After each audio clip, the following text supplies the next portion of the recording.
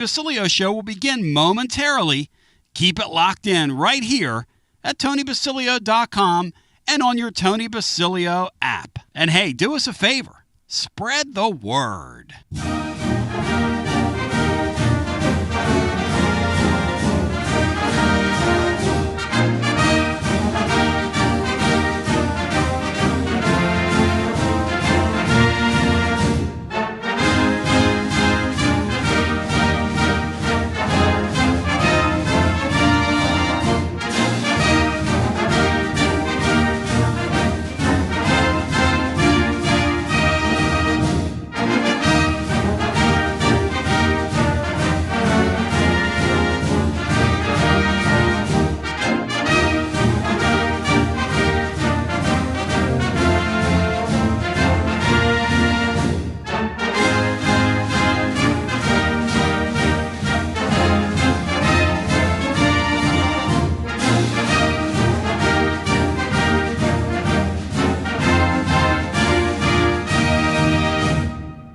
Another award-winning, thought-provoking, action-packed edition of the Tony Basilio Show is coming up next. Tips are always appreciated here at TonyBasilio.com, home of the Tony Basilio Show.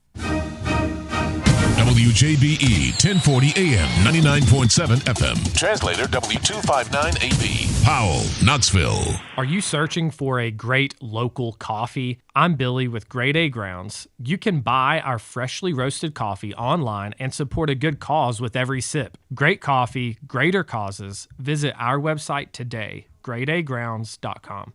Next week is your last chance to see your Knoxville Smokies in action this season. No way. Join us for our final All-You-Can-Eat Wednesday. Less than $30 gets you into the game and all the food your stomach can handle. We also have Thirsty Thursday with half-off draft beers, fireworks Friday and Saturday nights, and Fan Appreciation Day on Sunday with free prizes given out during the game.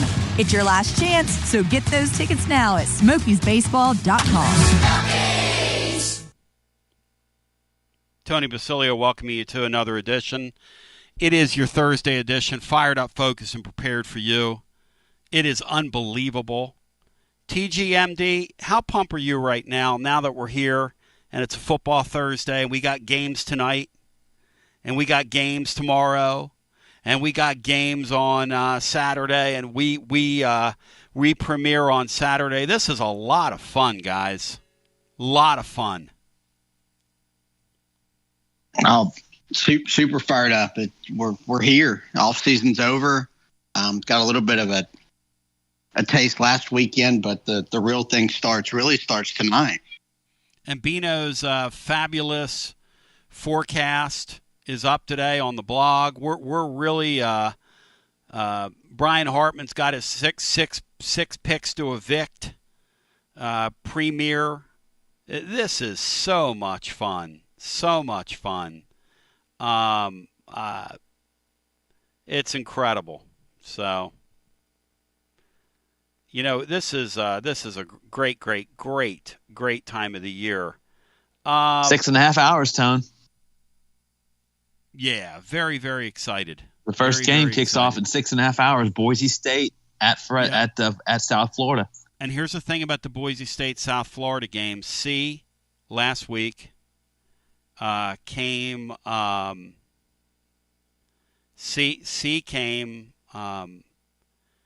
here last week and said that this is one of the key, and hopefully he joins us at some point. The unpredictable C is what I'm going to start calling him, but hopefully he jumps in with us at some point today. Matt, South Florida wins that game tonight. They could all of a sudden start thinking about themselves as potentially a playoff team. And they spent a lot of money in the offseason. They are going kind of all in for Comrade Golish down there. And they're an interesting team to watch. I'm telling you, that's a very interesting game tonight. That Boise South Florida game is extremely interesting, Matt. Yeah, it is, especially for USF. They haven't really won a premier game in a number of years. Yep. And I think they play at Florida and at Miami the next 2 weeks after this. So even if they were to win this game, it still got a rough. I mean, they're underdogs in their first 3 games, but this one's at home. You got Boise traveling across the country. One of those weird deals where it's an early start on a Thursday for a team coming from the mountain, time zone. So it could be a little bit of an advantage if you can jump on them early, maybe catch them a little bit with that offense. So it's a fun team to watch. And but yeah, a really, really good game here or to start this Thursday or start this, really the kickoff weekend. And Bri, the games tonight are going to be great. Here's a question for the living listener. Look at the football weekend coming up, okay? I want to celebrate the weekend with you today. Look at the weekend coming up, and you tell me, outside of the Tennessee-Syracuse game, because obviously all politics are local, obviously we're fired up, focused, prepared to see the Vols. I just did a 40-minute hit right before the show, and Laura's telling me I'm trying to do too much with what I've been going through.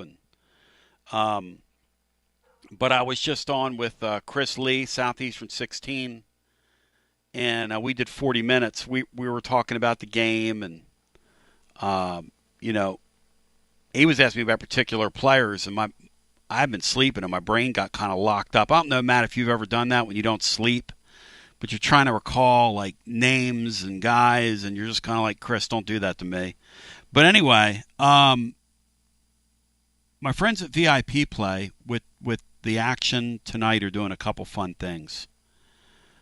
Hey, Bri, there are 4 MAC teams in action tonight, okay?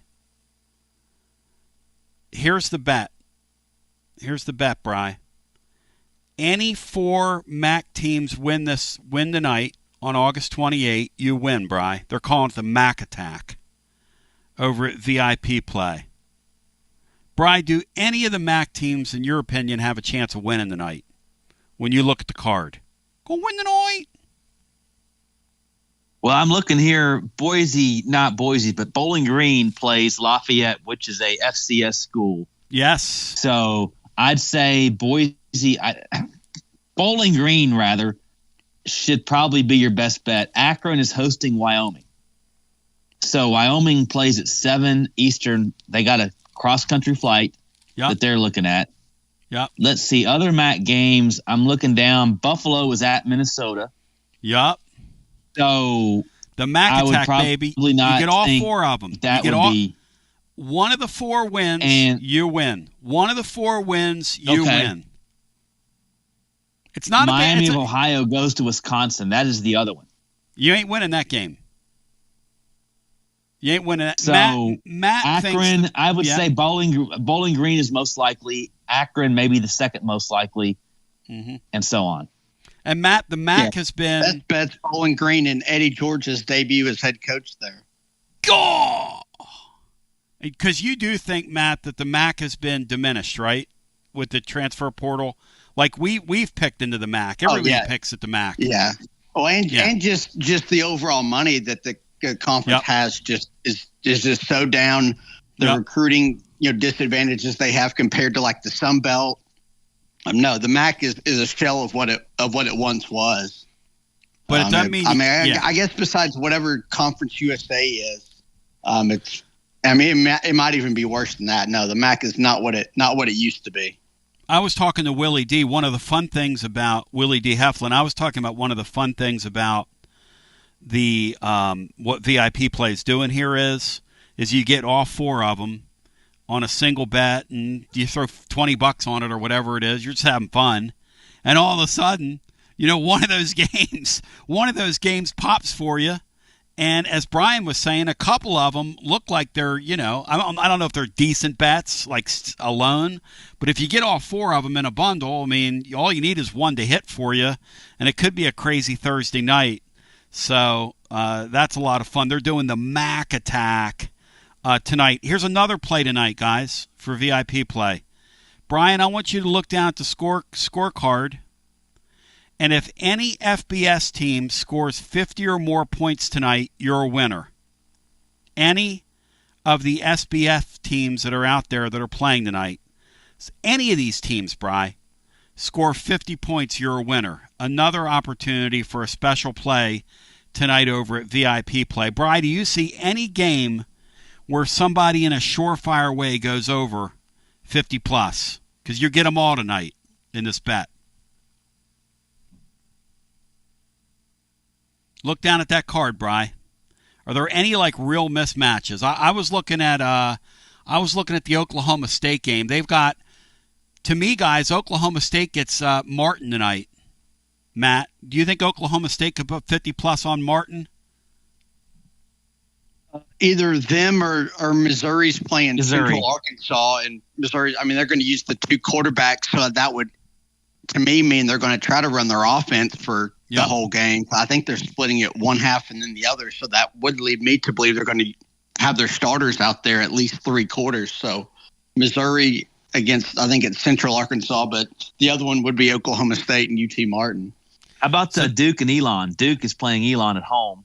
There you go, Brian. That would be one. And you don't trust Elon's defense, Brian? Yeah, Brian. Yeah. A lot of returning production. San Diego State's playing, I think, Stony Brook or somebody.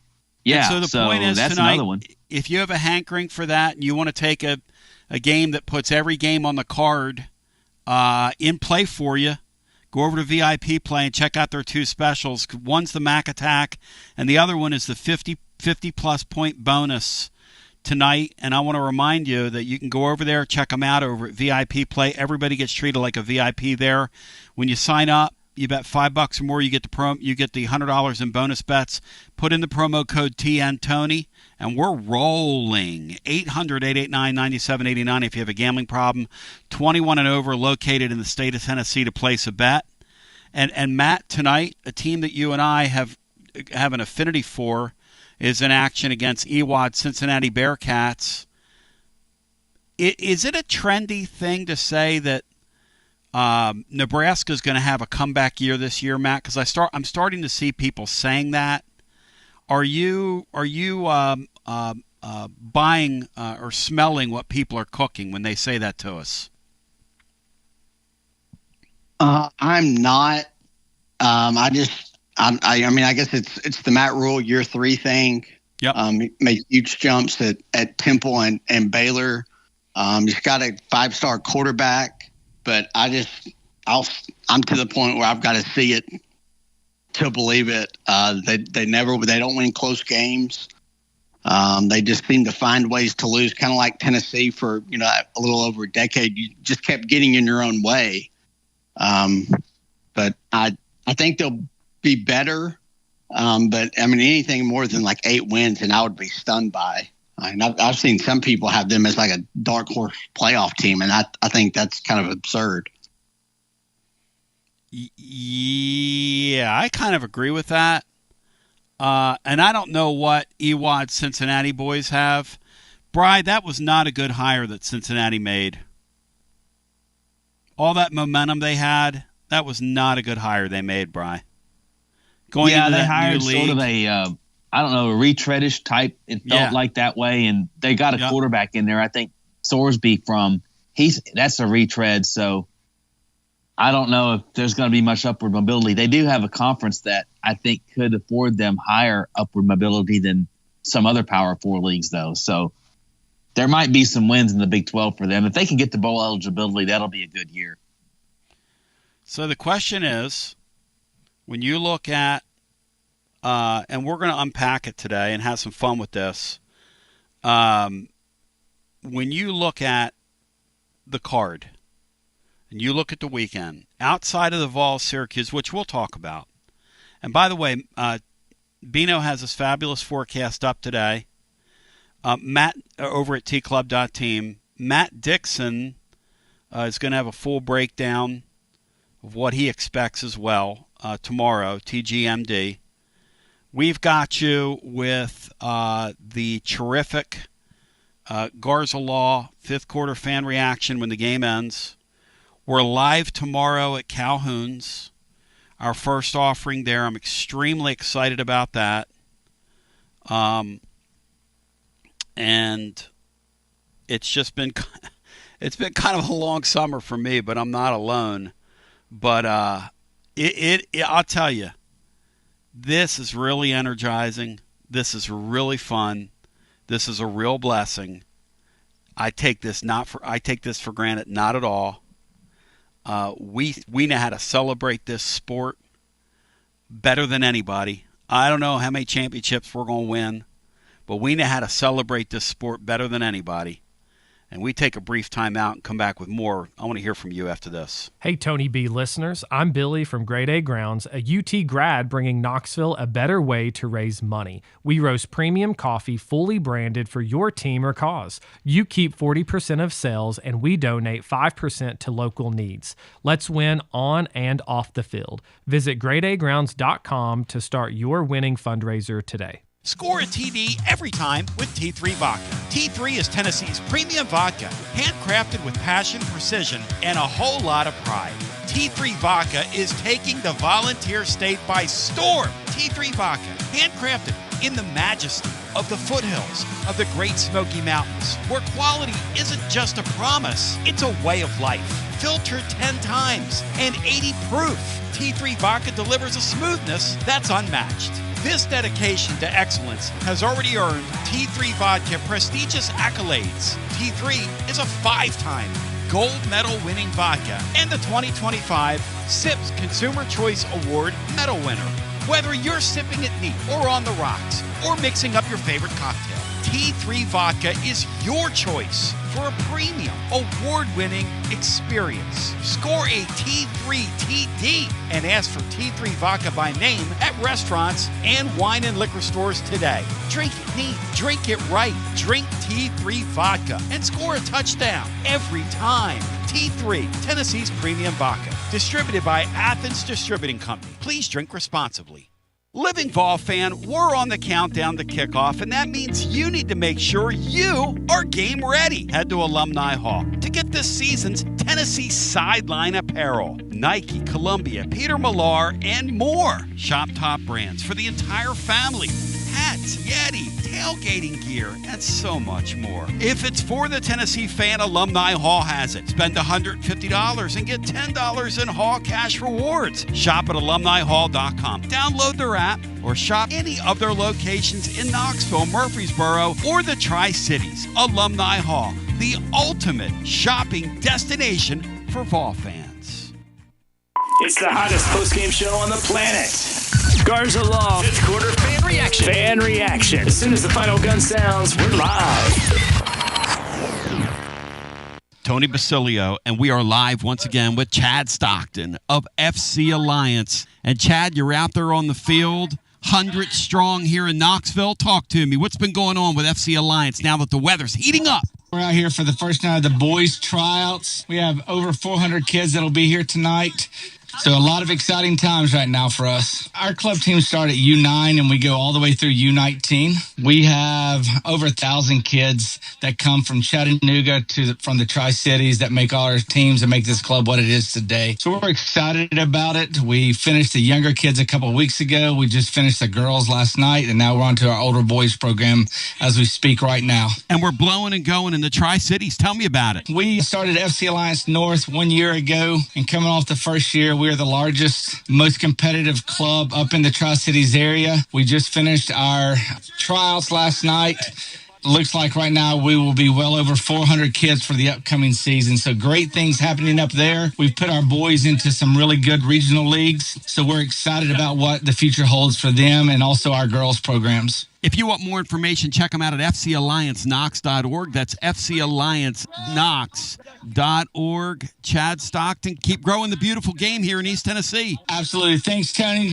Hi, I'm Jim Simpson, owner of Simpson Meats. When's the last time you grilled a really good burger or steak? One your friends still talk about. Our goal at Simpson Meats is to make that happen every time you have a cookout. All of our cuts of meats, steaks, burgers, briskets, and pork are always fresh, flavorful, and sustainably sourced. We are family owned, so we know the importance of knowing how and where your food is raised. We have been putting quality first since 1888. Visit our butcher shop off Lovell Road or online at simpsonmeats.com. Tony Basilio along with the great Mark Griffin. And we're here to talk about our friends at Performance Medicine. And Griff, their slogan, stay educated, stay healthy. That's you. Wow. I really like to think that, Tony, and I'd like to give Dr. Rogers a lot of credit because I definitely want to stay educated and healthy, and knowing that he's putting the time and effort in to make sure of my care, I want to encourage your listeners to put the time to learn and become educated and get to know Dr. Rogers and see if it can help with your health as well. And there's a really, really easy way to do that. In fact, they've got their own YouTube channel. You can see Dr. Rogers for himself with his staff.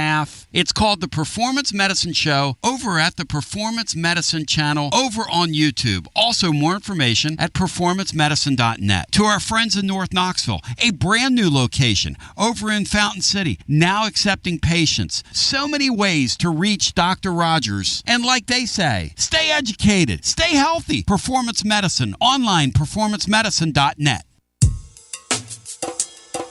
TB here for Cedar Bluff Plumbing, a live and local company that's been serving our area for over 32 years and counting, because every customer counts, and I mean, no job is too small. Cedar Bluff Plumbing just voted #1 by City View magazine because multiple plumbing experts are on call to serve all your plumbing needs. Chances are there'll be a plumber in your area when you call, and they won't send some salesman to your house. You're going to get a high character, trustworthy, highly trained plumber who will serve you. Not like some of these guys that look like they came off the set of America's Most Wanted. Cedar Bluff Plumbing is Basilio tested and approved and will go the extra mile for you because Chucky Mack is a servant of the people and my consigliere to the throne, celebrating over 32 years of serving living volunteers. Cedar Bluff Plumbing. Call 588-4448. That's 588-4448. Cedar Bluff Plumbing.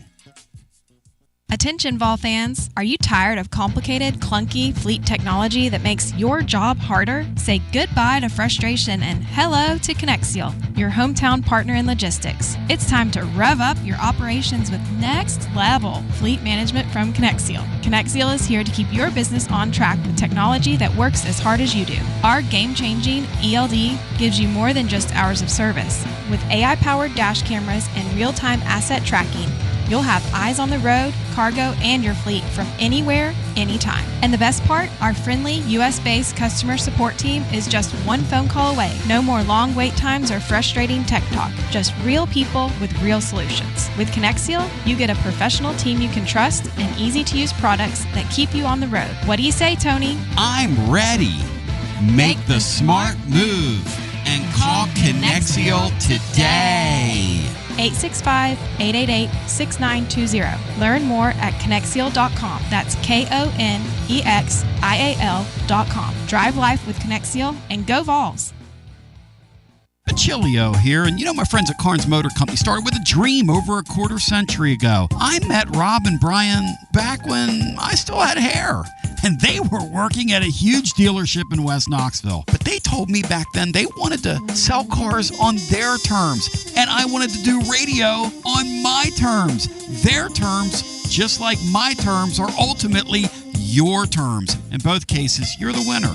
A Car Guru's National Award winner with a 5-star rating on all sites, just like our Vols. Everything about buying a car from Carnes Motor Company is no hassle. They specialize in high-quality pre-owned vehicles between the $5,000 to $25,000 range. And if you need to sell a car, they'll either buy your car or they'll help you sell it. Carnes Motor Company also has a top-notch service department. Therefore, every vehicle is rigorously inspected and serviced prior to delivery. So you're guaranteed to get a quality pre-owned vehicle every time. If you need a place for service, they've got you covered. Come be a part of the Carnes Motor Company family and tell them you heard about it from me. Online at carnesmotor.com. Oak Ridge Highway, 1 mile past the Carnes light. Carnes Motor Company. Yeehaw! Some people say betting online is still the wild, wild west. But with the VIP Play app, you're riding with the best. VIP Play app is hotter than a $2 pistol packed with flair. Live hosts and features finer than a frog hair. Send your old betting problems out of town with a slap. You'll be betting sharp as a tack on the VIP Play app. Don't be a better, be a better with VIP Play today. Download VIP Play today or head to VIPPlayApp.com. Gambling problem? Call 1-800-88-99789. Must be 21 plus and located in Tennessee to bet. Good to be back with you. Huge day in college football and a huge weekend in college football, as Brian Hartman said. But tonight you got all kinds of stuff going on. And for us junkies, this is a lot of fun. And then tomorrow you've got games as well on the card. And then, of course, the Vols play noon on Saturday, and everybody's wondering what that's going to look like. And just an exciting time. Tomorrow we're live at Calhoun's on the River. It's going to be a lot of fun down there, and we're greatly looking forward to that. So there's all kinds of stuff to sort of get into. This is going to be a great time. Tonight, Cincinnati, Nebraska, we were talking about before, and then some of those weird MAC games. For some reason, guys, I always love watching Wyoming. I love their uniforms, and I love the concept of Wyoming having a football team for some stupid reason. It amuses me, Matt. I watch Wyoming whenever they're on. But yeah, okay. I guess that kind of whatever. Okay. You also like the USFL and Canadian Football League and Josh Allen. Any program that was like capped at 7 or 8 wins with Josh Allen at quarterback playing in the Mountain West that's kind of hard to do. No question. But I like the scene there, the scenery. Yeah, that's right, Bri. Beautiful state. Beautiful there. Yep. Let me go to the phones, and then I got to get my dog inside because she is just going crazy outside. Hello and welcome into our next call. You are live on the air on our Thursday. Welcome in. Tony, it's Taylor. It's an honor and a privilege to kick off your show. You are outstanding your next level. Hey, T. Hope your MRI went well, and I hope your back gets better soon. That back problems, back pain is it's no joke, my friend. No. Get in here, Lou. Sorry, I meant to turn myself off. That's okay, Tony. I hope you capture your doggy, too. Tony, I'd love to hear more. Congratulations on your move to Fox. Would love to hear a little more, if you could indulge us, what that's going to mean. I know everything's same bat time, same bat channel, but curious the additional exposure your show is going to get with Fox. And will your app potentially bring more coverage, Tony? The same thing. What we're doing now is the same exact thing for us, so nothing changes. Still doing a post-game show, still doing all our post-games, still doing our blog where we're doing it, and we're providing the show to the station. That's essentially the arrangement. Still doing YouTube, still doing our own YouTube, still doing our own everything. So it's a win-win for everybody. I love it. Well, congrats. Sounds like it's a very positive thing. Yeah, we're Tony, excited. Real quick, was it Wyoming the season that Fulmer was asked a question during that rainy homecoming game where he and his family were wearing basically plastic tarps? Am I recalling that correctly, that brutal upset by Wyoming? That was the first game since they announced he was fired.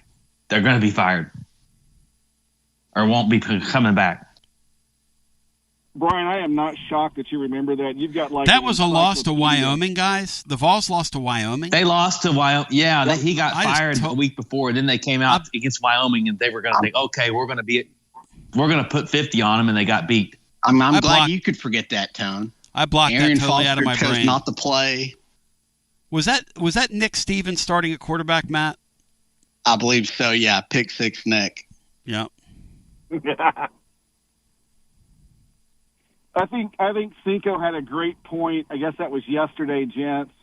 And you brought it up. I think Cinco kind of went there too. But the fact that the transfer portal folks will be interested in watching, the Squirrel Whites of the world and others to see how they perform. And for most of those, I think most Vol fans will be pulling for them. As you've so eloquently stated, there'll be a lot of hate watching, deservedly so, for Nico. But that is interesting how, an unintended consequence, how it snuck up on us, as you indicated, and this whole portal actually have us having more eyes on different teams and being less myopic, that's a super interesting thing that we can glean from the transfer portal, and something that, frankly, I never really expected.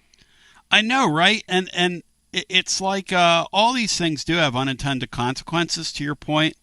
And what Sean was talking about is Holden Stays, Tennessee's tight end, who came from Notre Dame, is now at Indiana. The Nimrod guys at South Florida in that game tonight against, and I don't know where Nimrod is in their rotation. I haven't had a chance to look at that, but he's going to play. Leacock is at UNC, and hopefully he gets an opportunity. Squirrel White's at Florida State.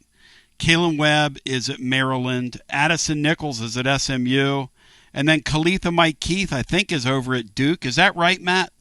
I think that's what Sean said yesterday, Bri, that Kalitha Mike Keith is over at Duke now. So, yeah. And that's just a few of those guys. So, yeah. And you know, we talk about Nico. Did you guys see the item that Nico last year went and saw a UCLA game, went and saw Oregon play UCLA? Yes. Did you guys see that? Nico was the week really Tennessee was before they got beat by Arkansas. It was the bye week. So Nico was really trying to get involved with that Oregon bunch. Isn't that funny, guys? Him thinking that he could leverage his way into there. That's so funny. Or Tony, because that was reported last year that he went back home. Yeah. I don't know, maybe so, but that's also where he's from. You know, going home on a bye week. And yeah, by the way, I'll check out Oregon. I know that game was at UCLA. Yeah. But yeah, I think there's probably kill two birds with one stone. I'll go home bye week and I'll put some feelers out for both Oregon and UCLA. Well, what was funny though in the reporting on that, and Dan Lanning ultimately was the guy that tipped Tennessee off in the spring and said, "Hey, this guy's still shopping himself around. You guys need to know this." And I just think that's just such.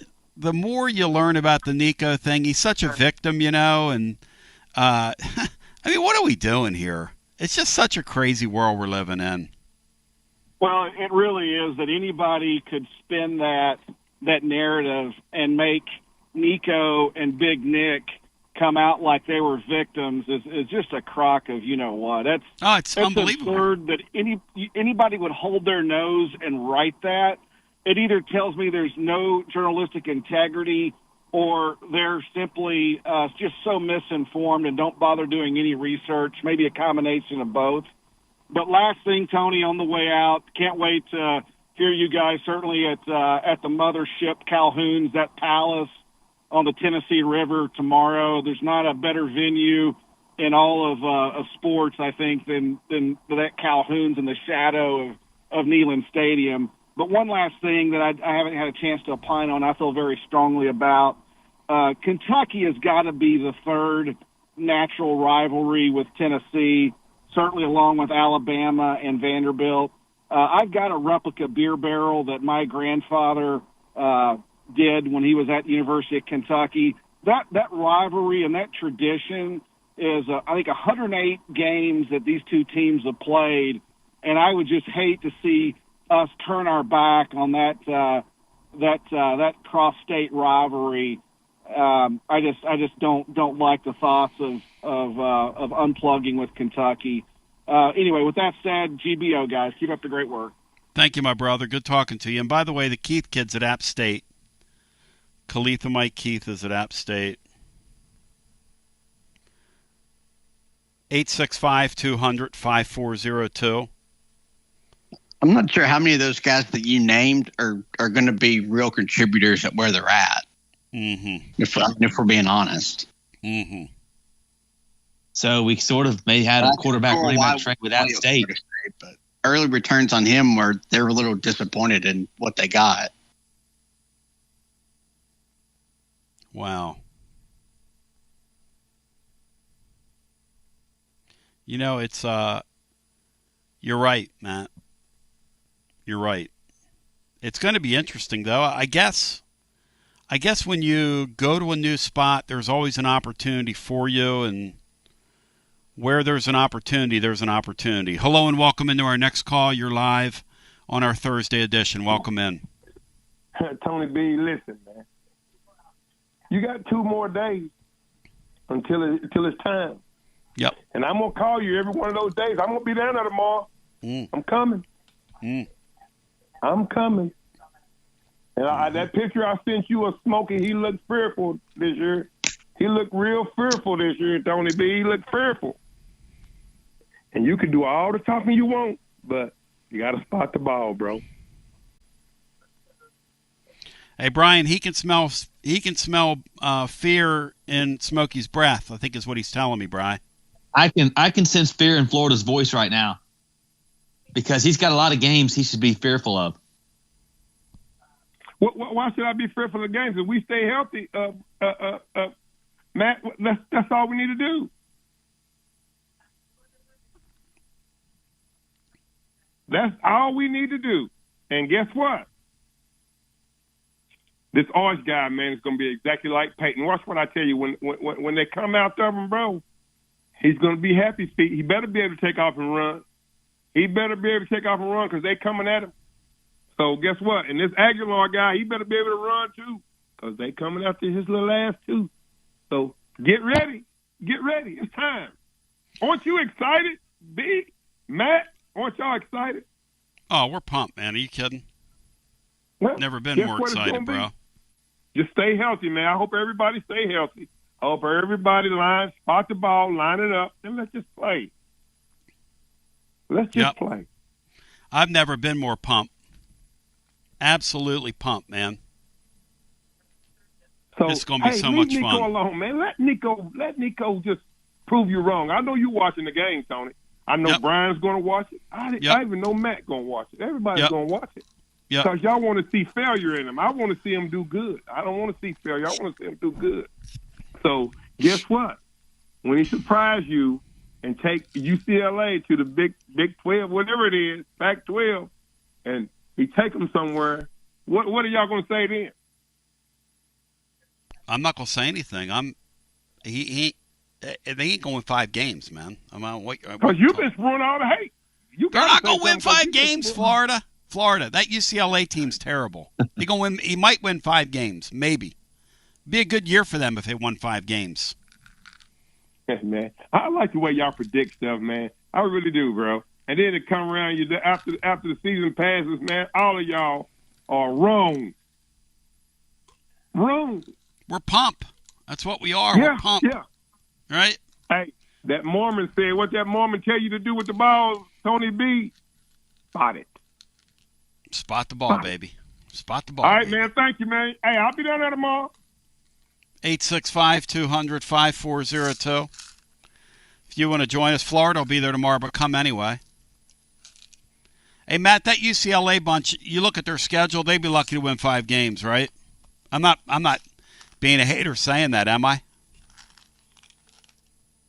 I think they'll probably flirt with a bowl game. Yeah. And I think at least 5.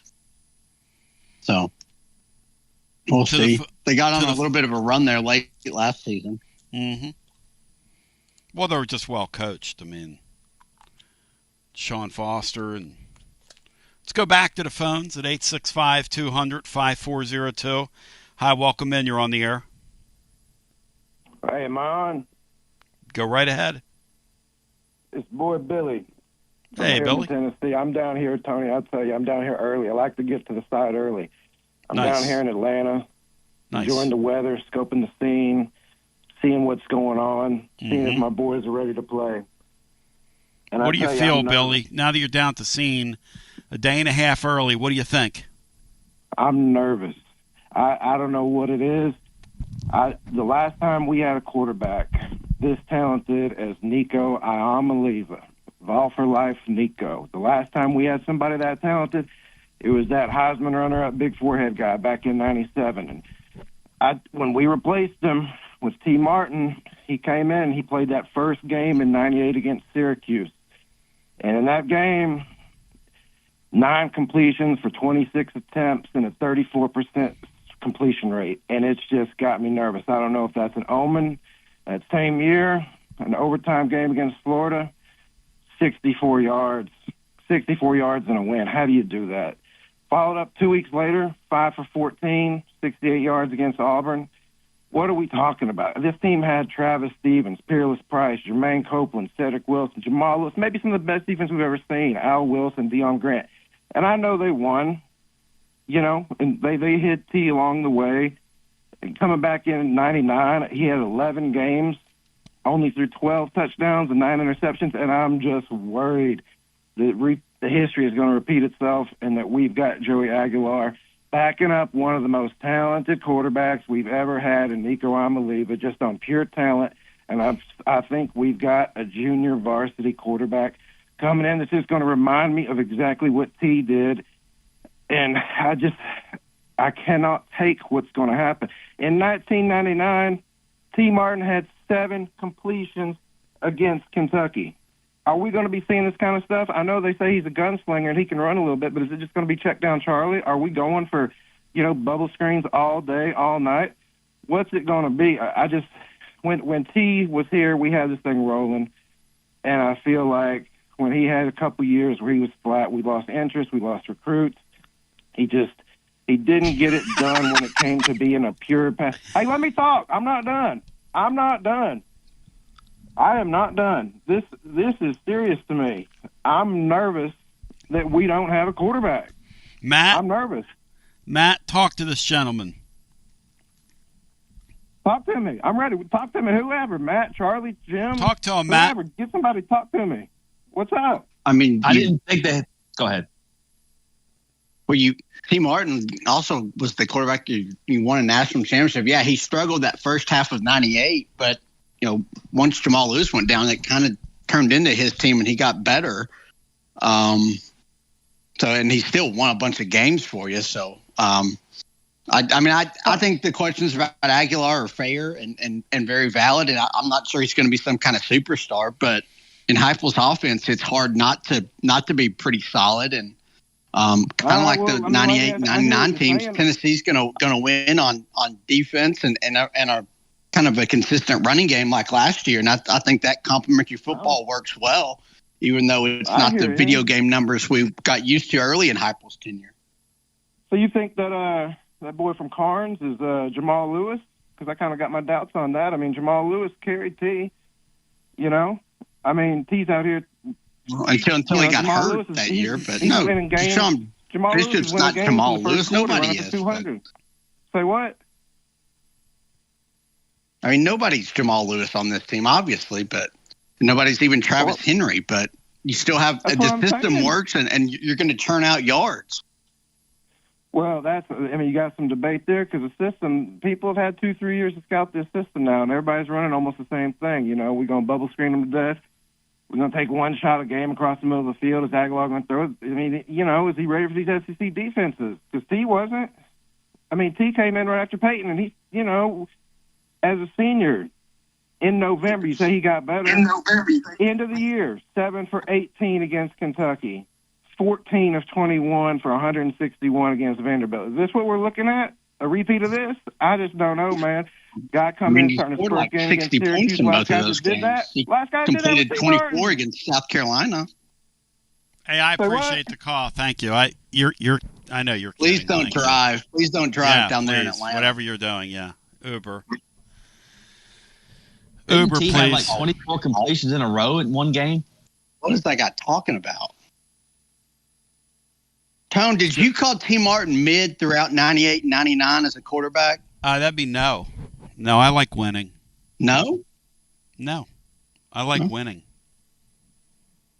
No, I didn't call him mid. I didn't think he'd be an NFL quarterback, though. They didn't call anybody mid then. Mid wasn't a term then. No, I did not. No, I like Tony's winning, the trendsetter, Matt. Brian. I'm into winning, Matt. Let's go back to the phones. Interesting. And we'll get our next call in. That feller's in Atlanta by way of Neptune. Hello and welcome in. You're on the air. Hey, guys. It's Music City Sam.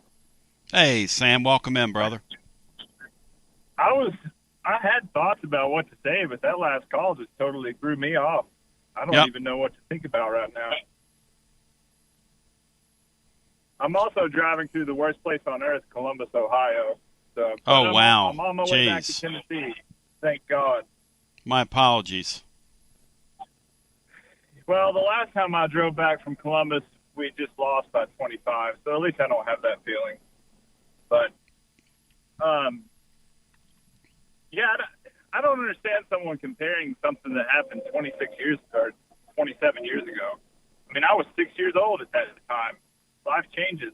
You know, it's a completely different thing to what we have now. But I'm not nervous at all about the Syracuse game. I am, in fact, extremely confident. Do people realize that Syracuse had 7 one-score wins last year? They weren't this powerhouse that, yeah, they won 10 games, but they squeaked by a bunch of them. And even mid-Tennessee's offense last year. And our 10 wins, we won by an average of 29 points. And Syracuse won by an average of 9 in their wins. So I'm not nervous at all. Yeah, they lost a ton of people too. They lost a ton of people off that 7-win team, or 7 one-score win team as well. So they even lost people in the spring. They lost a key offensive lineman and a key defensive lineman. You know, so that's tough, man. Yeah, it is. But you know, something that I heard on VolQuest this morning. Someone asked a question on who scares you on Tennessee's offense, and the answer is we don't know. No one does right now. In some ways, that's almost an advantage for a new offense because you don't know who to direct your attention to. So if someone emerges, they can emerge out of nowhere and surprise defenses. So just something I thought about. That's my hope, at least, that you have one receiver, one tight end, and one running back that opposing defenses aren't prepared for to put up big stats, and then they come out and do something. And, you know, we might not have to show a whole lot against Syracuse, so that could be an advantage even in the Georgia game as well. Matt, who's going to be the breakout star? Who are you predicting against Syracuse on offense?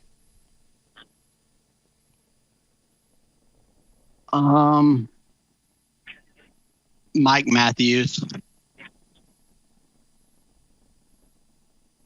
I think he's got to be your number one guy really all season. Yeah, the receiving core is really interesting because I don't even know if they know what they have. So I think it's going to be a tight end, maybe. Could be, Brian. Could be because I don't even know if they know what they have at wide receiver, which is kind of an interesting thing to say out loud. But I guess everyone's you don't been hurt know till you see him in a game. I guess you don't know. It's very exciting because going into 22, Jalen Hyatt hadn't done anything spectacular by that point. But then as the season progresses, you know, oh, wow, he's open by 20 yards again. And then the next game, he's open by 15 yards again. And you're thinking, man, we got something here. Yep. And that, so it's exciting when that kind of stuff happens. But my no doubt about it, man. man. For the Syracuse game would be Peyton Lewis. I think he's going to break off a 70 or 80 yarder, get space, and outrun their defense.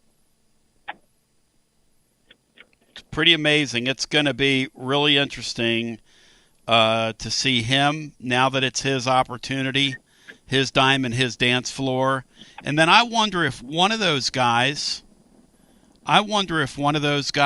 that we're not expecting, a Rendarius Jackson or somebody like that emerges from the receiving core.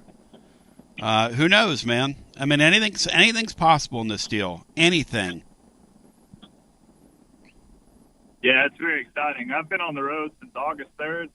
I'm getting home today, and I'm parking my butt on the couch and watching football for 4 straight days. Nice, man. Well, you picked a great weekend to do that. I'm ready for it. You picked a great weekend, all right, my guys, man. I'll talk to you later. Thank you, brother. Good talking to you. 865-200-5402. If you want to get in the hunt and in the mix with us today on the program, we'd love to hear from you. We'll get as many people in here as humanly possible, and we'd love to hear from you. Let's do this. Brief time out. We'll come back with more We'll break it down scientifically. I want to get some more calls in on the other side as we continue to work toward the weekend. The end of summer means big savings and no more excuses to not call Pipe Wrench Plumbing, Heating, and Cooling. Don't let plumbing or HVAC problems follow you into fall, and take care of them now while the kids head back to school. Whether it's a leaky pipe, outdated water heater, or AC unit struggling to keep up, the expert team at Pipe Wrench is here to help you transition smoothly into fall with a home that's running efficiently and worry-free. This month only, enjoy 10% off any plumbing or HVAC service, including repairs, replacements, or maintenance. And Peace of Mind Maintenance Plan members will get an additional 10% off for 20% in total savings. From repairs to tune-ups to replacements, we'll help you check home comfort off your end of summer or back to school to-do list. We make it easy with free on-site estimates for replacements and free second opinions on repairs. And if budgets are tight, we offer flexible payment plans including 0% financing with credit approval. So don't let HVAC or plumbing issues slow you down this season, and don't delay as the offer ends August 31st. Call Pipe Wrench at 865-264-8090 or book online at pipewrench.com to schedule your appointment today. And as always, same-day service guaranteed or the visit is free. Life never stops moving, and between the 30-minute commutes, daycare pickups, weekly soccer practice, Tuesday night yoga, X number of coffee runs, and that weekend trip to Grandma's, you're racking up the miles. What you need is a tire that can keep up, a tire designed for doers, a tire that's going to last, like the exceptionally long-lasting Michelin Defender tire. With an 80,000-mile warranty and the safety and comfort you expect, you can forget all about the miles ahead and focus on getting to your destination or conquering your to-do list. Fleet Tire, I-275 exit 1B at East Woodland Avenue in Knoxville. That's Fleet Tire, I-275 exit 1B at East Woodland Avenue in Knoxville. Fleet Tire. Out-of-town law firms have been swarming into East Tennessee lately. From Memphis, Chattanooga, and Birmingham, they've stormed into the area. Wouldn't you rather do business with a local firm? You know, a true neighbor. Marcos Garza and the pros at the Garza Law Firm are just that. There are neighbors and friends that support local causes year-round. The Garza Law Firm works to serve you professionally on criminal matters, injuries and accident matters, and Social Security and disability filings. The Garza Law Firm is here for you at garzalaw.com. The Garza Law Firm. Let us help. Are you stuck in a dead-end job or ready for a new challenge? Do you feel like it's time to try a new career? Well, it's time to change lanes with TLD Logistics. My friends at TLD Logistics have some really exciting opportunities for you to learn a new skill. With a new 5-acre driving academy that's now under new leadership with all new course material. And the best part, it's absolutely free. What a great deal to set you on the road to higher pay. And TLD Logistics even offers weekly stipends to offset food and gas expenses. In 6 weeks' time, you could complete this course and be in compliance with FMCSA regulations. Then you're ready for the open road of opportunity. What are you waiting for? It's time to change lanes with TLD Logistics. Visit tldlogistics.com. That's tldlogistics.com. TLD Logistics.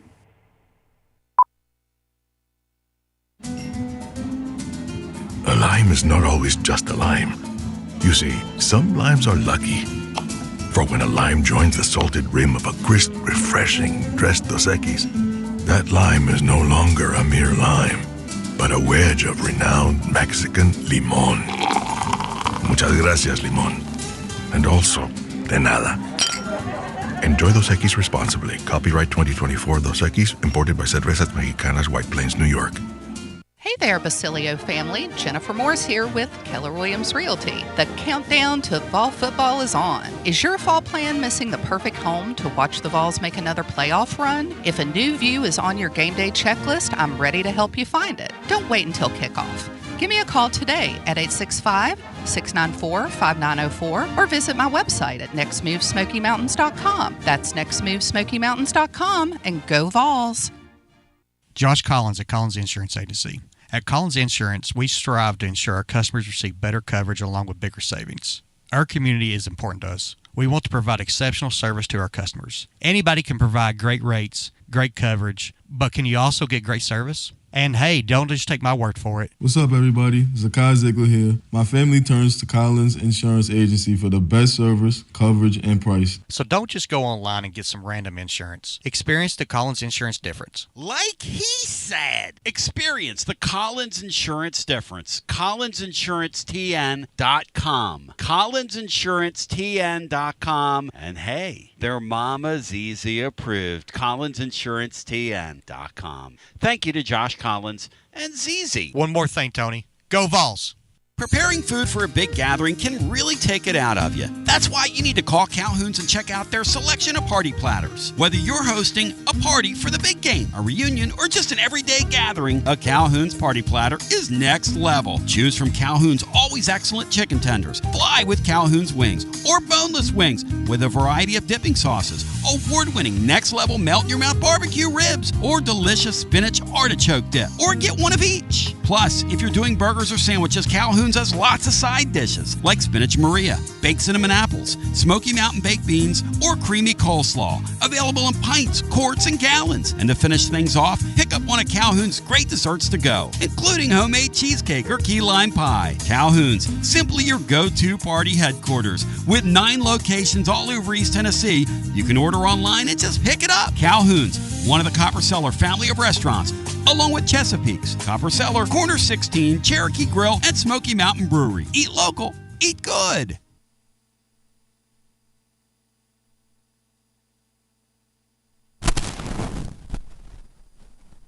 Tony will be back with you, and we'll be live tomorrow at Calhoun's, fired up, focused, and prepared.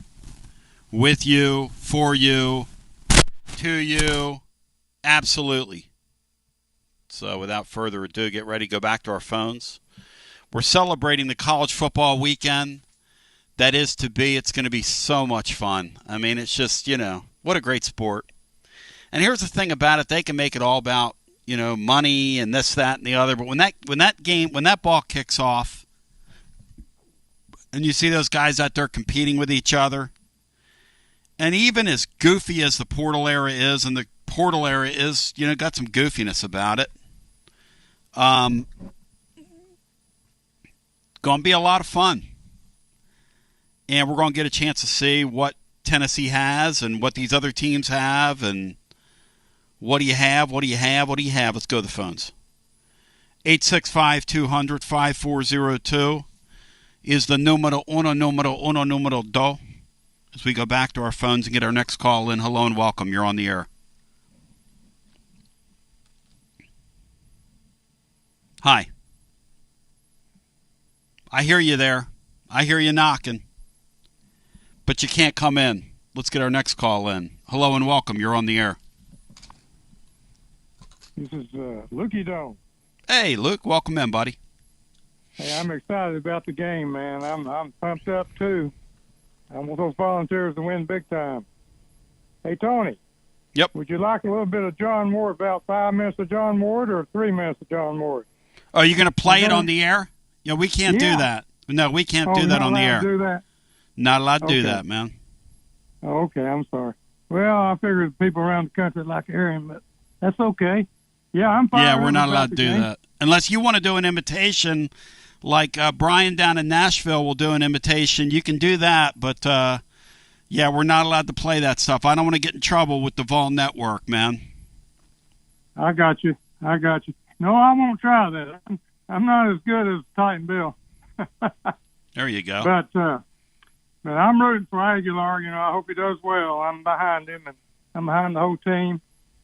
I think it's going to be a closer game than you guys think. I think it might be like a 24-21. I'm giving Syracuse a little more love than you guys are.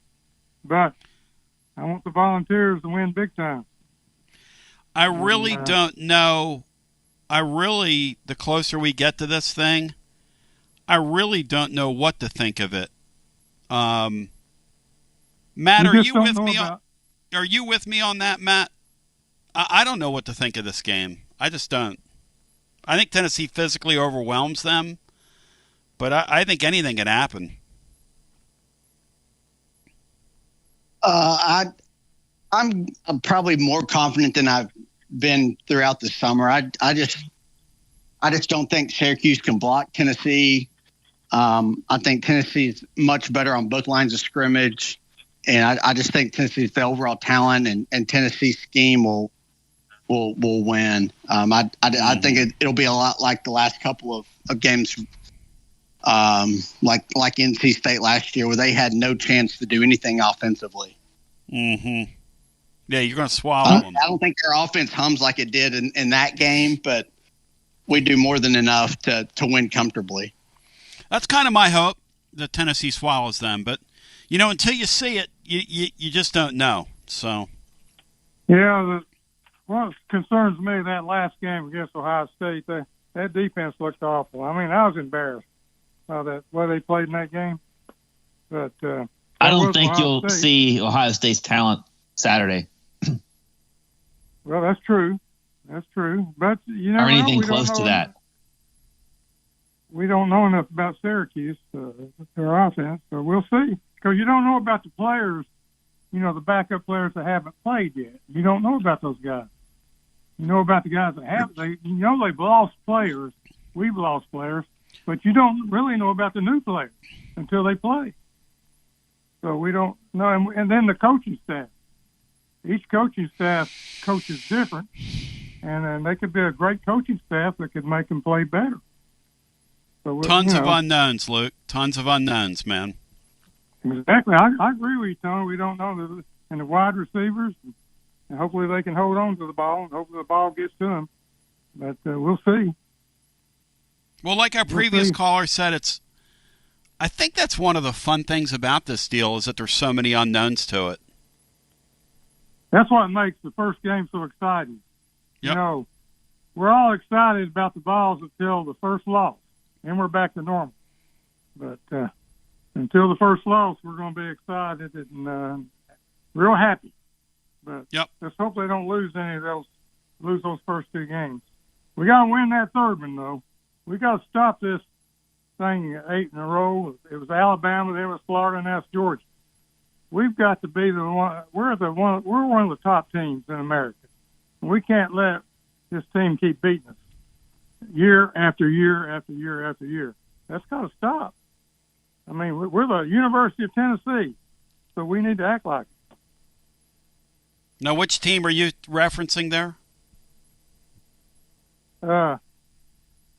Tennessee. We've got to start winning, Tony. Who are you talking about losing to? Oh, Georgia. Yeah, I put that one in the loss column till I see differently. No, well, you can't do that, Tony. You cannot do that. You got to think they're going to win. You're not going to win until you think you can win. I'm not playing. You got to have that hope. I'm not playing, and I put that in the loss column till I see it. Well, those Alabama games, those the Florida games.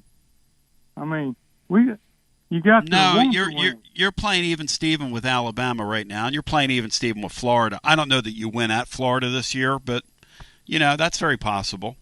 I'll tell you, I will give you this on that Georgia. That coach is a great coach. He's involved in every minute of that game. He's a great coach. But we still got to do better. We've got to beat him. I know he's great. He makes moves. He's involved. So our coach has to be involved every second, every minute. Yeah, he has incredible talent, is what I would say to you.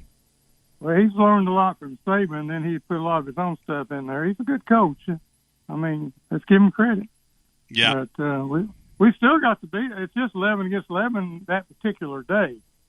We might not beat them 6 out of 10 times, but we can beat them. We can beat them though. On a certain day, we can beat them. And when they come to Knoxville, we need to be fired up, and we need to take it from them. Need to take it from them. Don't let them get past the 50-yard line. Is what I'm saying. Let's play some defense. Let's play some offense. Well, Lukey, you're the man. That sounds likely. You're breaking it down scientifically. Thank you, Lukey. Yes, sir. Let's go. Oh, Laura cut him off. Laura cut Lukey off. Did you hear that? Lukey was going to put out the clarion call, and she blasted him. God, love it. By the way, Matt, have you seen where Tennessee's auctioning off for their capital campaign? that never ends, the Neland Stadium Collectibles Campaign. Have you seen this, Matt? I have not. Okay, well, they're auctioning off bathroom doors, okay? Bathroom doors that, how do you put this? For the toilets, okay? They've made tables out of them, Matt. They're going to get the troughs in there? You can get a bathroom door made, table that's made from a bathroom door, piece of the Neland Stadium Foundation. They want $2,500 for that. It's an 8-foot-long farm table, touched up and created by Knoxville's very own handmade table. And I'm reading Grant Ramey's article. He says, painstaking touch-ups and historic preservation best practices give this one-of-a-kind table TLC it so richly deserves. Your item will come with a certificate of authenticity as signed by the Tennessee Fund's Alicia Longworth. So, Matt, they want $2,500 for that, Matt. Now, I'm all into repurpose things as much as the next person, and it's lunchtime right now. Matt, would you eat off a table to a bathroom stall? Does that sound inviting to you? No, not at all. Okay. No. Just checking. I have some of the orange seats from the Tommy Bowl in the garage from like 15 years ago, but a bathroom door doesn't do it for me. Would you eat it out of a trough? Would you eat lunch out of a trough? Jesus, Brian, come on. Also for sale are black and white photos that were used as concession stand signage, easy for me to say, framed concession doors, an 8-foot concession menu board, a 6-foot concession booth sign, metal Neland Stadium maps from the concourse, section signs, student signs, sportsmanship signs, and even Rocky Top Wi-Fi signs. Now, Matt, that's rich, putting the Wi-Fi signs up for grabs. With the Wi-Fi signs that don't work. What are we doing? I wonder if the signs work better than Wi-Fi did. Neland Stadium Wi-Fi have been well established at this point. What are we doing? If you want one of the metal Neland Stadium seating maps, those are listed at $1,500. Framed concession doors, $1,500. Menu board listed at $1,000. Matt, what can I put you down for? Seating map, $750 is already sold out. People have bought those. Student signs already sold out, $250. Section signs, $175. Matt, I might have to. Stuff already has a wait list. Matt, I might have to stop over there. I might have to get you one of those Wi-Fi signs for only $75. That'd make a great gag gift for you. Mm-hmm. It would. Yeah, it actually would. The seats from Lindsey Nelson Stadium listed at $899. Somebody just sent me a photograph that they've got one of them in their man cave. It looks pretty cool. Sportsmanship sign, $350. Concession booth sign, $750. So, Danny White leaves no stone unturned and no trough door or no toilet door unused. That right there beats everything I've ever seen. Here's what they wrote on their auction website.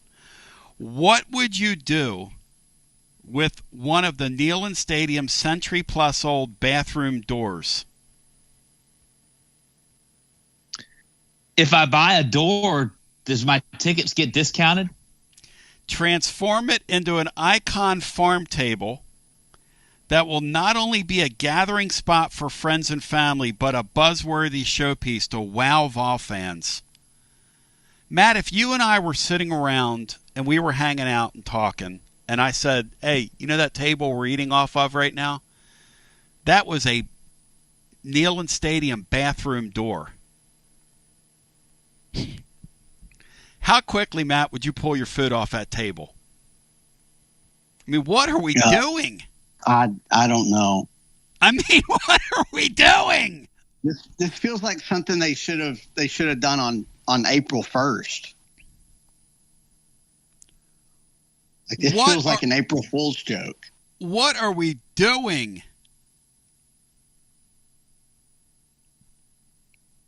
It's so freaking great. So great. All right, let's keep it live and legal. Hit it, sweetie. WJBE 1040 AM 99.7 FM. Translator W259AB. Powell, Knoxville. Laura's on the board. I've got Lulu over here barking at things. Maybe she's gotten into the microphone. And we've got Neland Stadium bathroom doors turning into $1,500 tables. And listen, I'm a junker. But I can promise you this. If I was at a flea market and somebody said to me, that's the door to a toilet or a bathroom door, I think I would say, how about a bathroom door? I don't even know if it's a toilet door. I don't want to overstate this. A bathroom door. Let me think about this. No.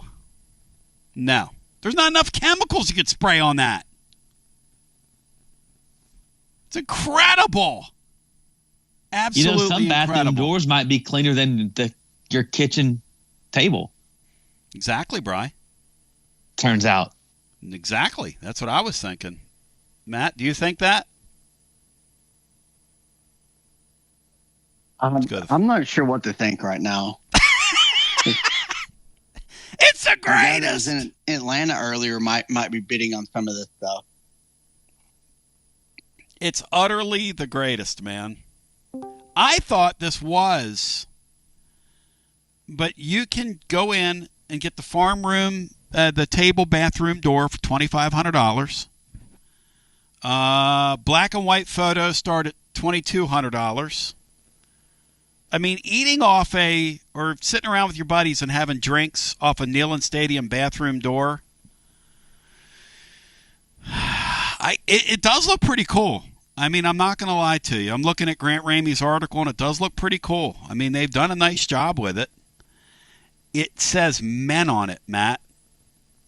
I am not kidding either. It's Tennessee orange, and it says men, and it has like a glass over it. Eating off the men's room door. $2,500. People are bidding on this stuff. Did we just miss something, Matt? Are we missing it here? Did I miss the forest for the trees? If you missed it, I certainly did too, because I think some of this stuff, and especially the prices that it's at, is like, I mean, I don't know. And until people push back, Matt, they're going to keep shoveling it right at them. You know, they are going to keep shoveling it right at them. I'm looking at some of these signs that are up here right now, all items. There's a concession photo, $1,900. Another concession photo with the guys in the leather helmets. So those are cool looking, those black and white photos, $1,900. That Neland Stadium table right now, guys, is up to $2,600, that farm table, which literally says men on it, like the men's room door. Let's bring C in here. C, how fired up, focused, and prepared are you for tonight's festivities, my friend? How you doing, Tony? Yeah, I'm pretty fired up. I guess we start at, 5:30, is that right? Yep. With the USF Boise game. And I think there's 18 games in total today. So, yeah, I'm very excited. It's one of the best times of the year. And the truth is, like we were talking earlier, South Florida with Comrade Golish has gone all in on this season. They've spent money. They kind of think they've got enough Do you believe they have enough of a team tonight to make it uncomfortable for Boise? Oh, yeah, definitely. I think they're very much live. I know the line here was like 8.5 at open, something like that. It's down to 5 or 6. The key with USF last year, they really could not keep the quarterback Byron Brown healthy. And without him, they were really kind of inept offensively. But they're playing the opener today. It's one of the only times all year where you're guaranteed to keep him healthy. He's guaranteed to be healthy going into the game. I think Boise loses Genty. They do have Maddox Madsen back, but I mean, kind of a good story. But I don't think he's a great quarterback. He's a good game manager. They're going all the way across the country here. Boise is. Last year they played Georgia Southern in that first game and kind of struggled with them. I think USF's more than live here tonight. I think they can definitely win the game. I think they could win that league there, the AAC this year. It's kind of a shame they're playing, Boise, Florida, and Miami. Yeah. Because I'm not sure if they can.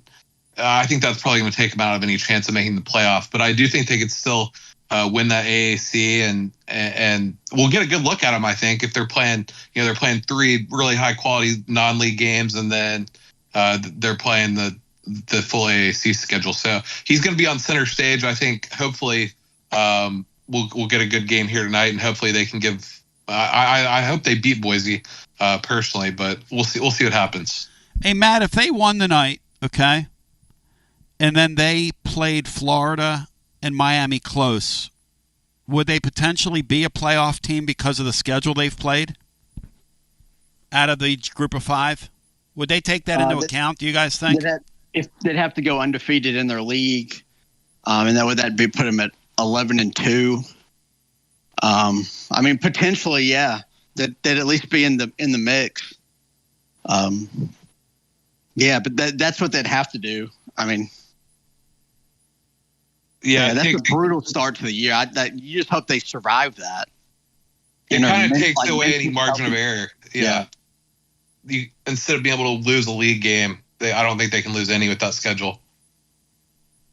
I just don't, for the life of me, don't know why you would overschedule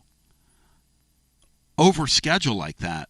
I mean, who in their right mind would put that schedule together for South Florida? And why is Florida overscheduling themselves the way they are? None of that makes any sense, man. Well, South Florida likes to play their in-state rivals. They like to play Florida State. They like to play Florida regularly. I think it's just one of those things where I think they want to even play UCF again. So I think they just think that they need to play that game just for fan interest at the detriment of maybe getting a chance to go to the playoffs. But they're probably not thinking playoffs. Go back to our phones at 865-200-5402. Then you've got that Nebraska game tonight, which is going to be interesting. By the way, we'll be dropping a winners and losers presented by our friends at Dos Equis and also VIP Play. VIP Play, as I was saying earlier, they have a couple of really interesting games for you tonight. The first one is the MAC Attack, which is 4 games, and if any of the 4 teams from the MAC win, you win the night. The second promo they're doing tonight over on their site is the entire field tonight. If you think any of those teams is getting over 50 points, there's a bet there you can make. So, see, do you think anybody gets over 50 tonight? We were talking about you were talking about we were talking about how you've got a couple of these Division I and 1AA matchups. Matt mentioned one. I mentioned Oklahoma State tonight with Tennessee Martin. Matt, what was the one you were looking at and thinking there was a possibility that somebody could Missouri and Central Arkansas, because they're going to play 2 quarterbacks, which leads me to think they're going to leave their starters in a little bit longer than maybe usual. And, standing on business guys probably going to try to run it up on on an FCS team. There you go. Anything? Yeah, I think. UC? Yeah. I think that NC State East Carolina game could be very high scoring. I know that's typically you'd think it's going to be one of those teams playing an FCS school, but I think NC State's team total in that game is 38.5. That's a game, if you remember last year in the bowl season, there was a massive fight at the end of the game. I don't know if you guys remember that. A bunch of ejections, and East Carolina beat NC State in the bowl, and it was a bench clearing, like all out brawl there. And NC State should win, I would think, tonight. They have a really good quarterback, and if they get up late, like say they have 45 here with a minute left, I don't think they're going to be kneeing the ball against ECU. So there's some really, really bad blood there. Yeah, I think that's a game to look at. I think both offenses are going to be going up and down the field in that game, in that East Carolina NC State game, but especially NC State. There's a championship feel today in Neland Stadium. The Philadelphia Eagle is there today, so the live mascot is in the stadium to begin the college football season. There's a championship feel, a world championship feel in the stadium. Let's go to the phones. C has told me through a private text that he's considering going to $2,700. So if your bid is $2,600 on that bathroom door table, C has said that he's strongly considering going to $2,700. Not that I want to give away state secrets over here, but let's go back to the phones for the capital campaign, and let's get our next call in. Hello and welcome. You're on the air. Well, this is Big R. What's up, my friend? Good to talk to you. Hey, good to talk to you, too. Tony, thank you so much for the special words you shared about my mother and all those things a few weeks back. I do appreciate that. At what week in this season, what week do the Auburn fans snap and Hugh Freeze is no more? And then we know the Bammers will not be outdone. At what week down there in Alabama does it get hot for the coaches? See, what do you think? Who goes first? Who gets the heat on them first, Freeze or DeBoer? I think Auburn is going to – I think Auburn goes first in this scenario. I think it could start tomorrow with Auburn. They have to play at Baylor tomorrow night. If this is true, this stuff in camp about Jackson Arnold struggling, yep. And that if they really don't have a quarterback to go with all these receivers they have, then I think tomorrow night's going to be a tough game for them. If they lose tomorrow night, I think it's going to be hard for them to come back from that. Their schedule really lightens up at the end of the year, but I think if they lose tomorrow night, Freeze could be gone by this time in October. Looking at their schedule, so yeah, I'd pick Auburn. If it's tomorrow's the biggest game by far. Hugh Freeze is coached at Auburn, and if Jackson Arnold can't play, then I don't see Hugh Freeze making it more than a couple more months. Hey, TGMD, when they're talking about playing three quarterbacks, okay, which is absolutely doing bits. If that man goes through with that tomorrow and they throw three quarterbacks out there and Auburn and Baylor beats them, they might fire him on the tarmac, Lane Kiffin style. Yeah, they won't be that severe, but yeah, the three quarterbacks. They've also said they're going to have three different play callers for each down, which I don't know if I believe that, but there's probably a little truth to that. But like he said, I think even though they're favored, I think Baylor's going to beat them tomorrow night. They also play at Oklahoma and at A&M to open league play. It's hard to envision them. It's hard to see Jackson Arnold going into Norman and beating his old team when Venables can put a really good game plan together. And then they come out of a bye week and they play Georgia. So there's a really good chance, even if Auburn were to win tomorrow night, that they're 3-3 in mid-October. But they easily could be 2-4. A cool fact about Dave Aranda from Baylor is he had a 12-2 Sugar Bowl winning season in 21, but his other seasons at Baylor, he's only 19-28. Oh, whoa, whoa! Hey, by the way, you're not going to like my answer on Alabama. They're making the playoff. They're not going to be on that guy. He's going to do a really nice job. He's going to win there. They'll be on the guy, regardless if he does a nice job or not. If they go to the playoffs and not get to at least the semifinal, they'll be on him, I think. That's a pretty good point, guys. Yeah, I'm going to have to amend that. You're right. Those people are demanding. Matt, I have to say, the 3 play callers, that's beautiful right there. I heard that the other day.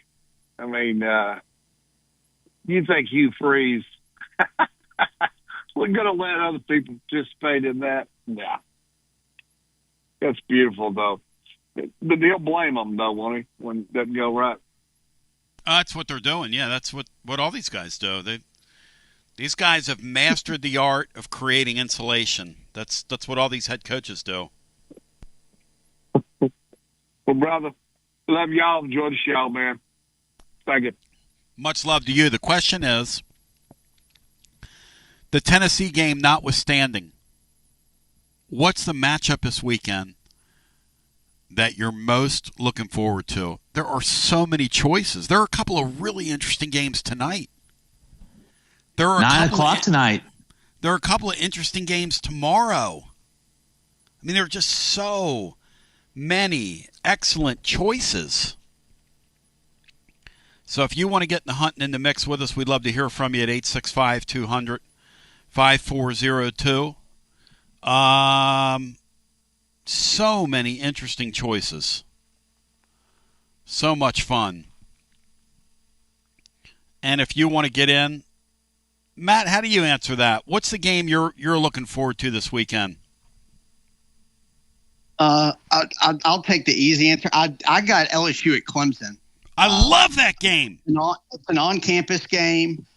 And unlike the Ohio State-Texas game, it's 2 returning established quarterbacks, so it should be a higher level game, a lot more exciting. And there's a lot at stake for LSU and Brian Kelly because just the first game thing and just the pressure that's on that team. Really, I don't think it's just playoff or bust for them. I think they've got to, compete for a league title or get to the semifinals of the playoffs, or it's kind of viewed as a failure. But that LSU Clemson, just because of the high level quarterback play, should make that really exciting and should be a great atmosphere. Somebody walks out of that game if Clemson wins that game, they walk out of there with a chance to get a top 4 seed in the country. If LSU wins that game, they walk out of there alive for the SEC season. LSU loses that game. Favored in all 12 games if they win.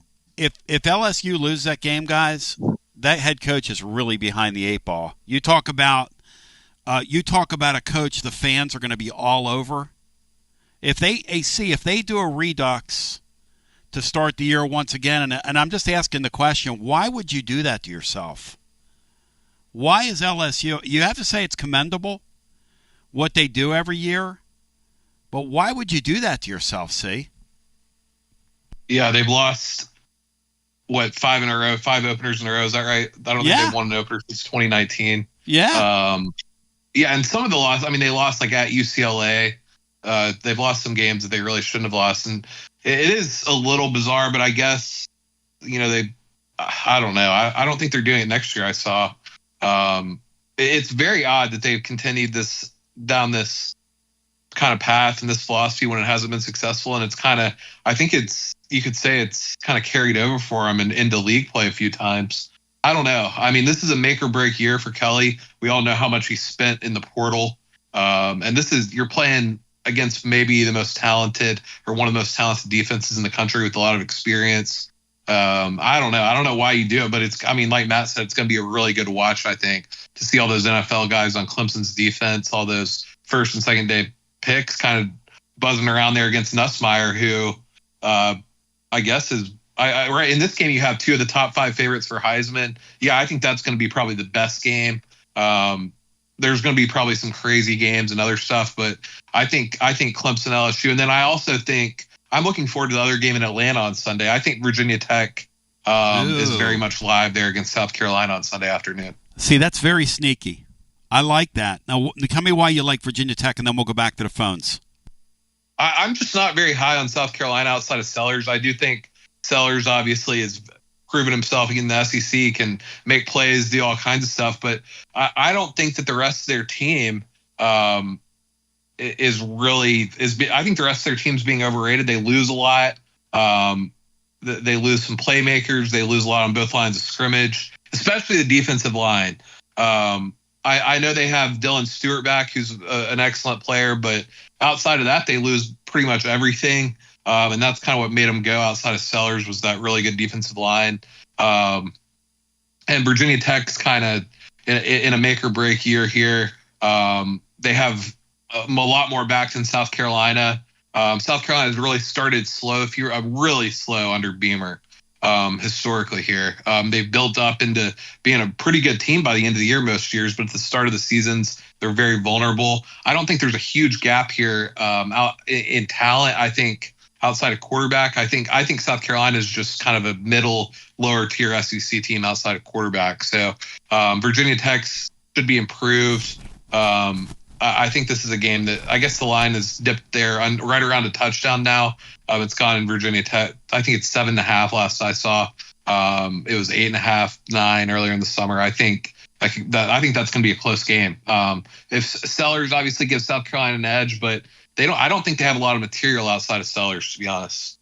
I saw where Sellers, the Athletic, they're projecting him as a top 5 pick in the upcoming NFL draft. I'm like, wow, that's amazing. Let's go to the phones without further ado and get our next call in. Hello and welcome in. You're on the air. How you doing, Tony? There he is. Okay, here's the games here that I'm going to look forward to watching. Let's see, Ohio State and Texas. I'm going with Ohio State. I am not drinking the Longhorns Kool-Aid. Matt, are you drinking the Longhorns Kool-Aid this year? Yes or no? Yeah. I don't know if they're like national title good, but it's hard to see them not having a really good year. I don't think Arch, there's not a lot of he's kind of fail proof, especially with Sarkisian. They've got just dudes and they got really close last year. That's an intriguing game too. I kind of think Texas is going to go up there and win. That's interesting. It's going to be, I'll tell you, not many teams outside of Michigan go in there and win. So that's going to be extremely interesting. No doubt. And another one, I like Florida State over Alabama because I don't like the University of Alabama, and I hope Florida State just flat out tears their kingdom down. Bill, don't think that's going to happen, big boy, but more power to you, brother. I'm tempted on picking an upset between UTC and Memphis because of my buddy Jim Reynolds, but I'm not going to do that. Memphis is going to tear their kingdom down. Gold Brick Joe knows Jim Reynolds. Lay it on me, C. What do you think? He thinks Chattanooga's a live dog maybe against Memphis. What do you think, C? I haven't looked too deeply into that game, I'll be honest. Billy, anything else for us you brought to the table, my brother? 2 in-state teams, see? It's been off the radar. Sorry, Bill. I'll look into UTC for next week's show. Yeah. Well, that's just about it. Well, thank you, Billy. It's an excellent call by you, and I hope you have a Dwight Gooden. He talks about Florida State. I think their record-wise is going to be a lot better. Of course, they were 2-10 last year, but I think they have a bounce-back type season. So I don't believe it's going to show against Alabama, but I wouldn't be surprised if they are closer to the top of the ACC standings at the end of the year. Well, the thing about Florida State last year is that kid that everybody just assumed that everybody just kept insisting couldn't play quarterback. And that killed them last year.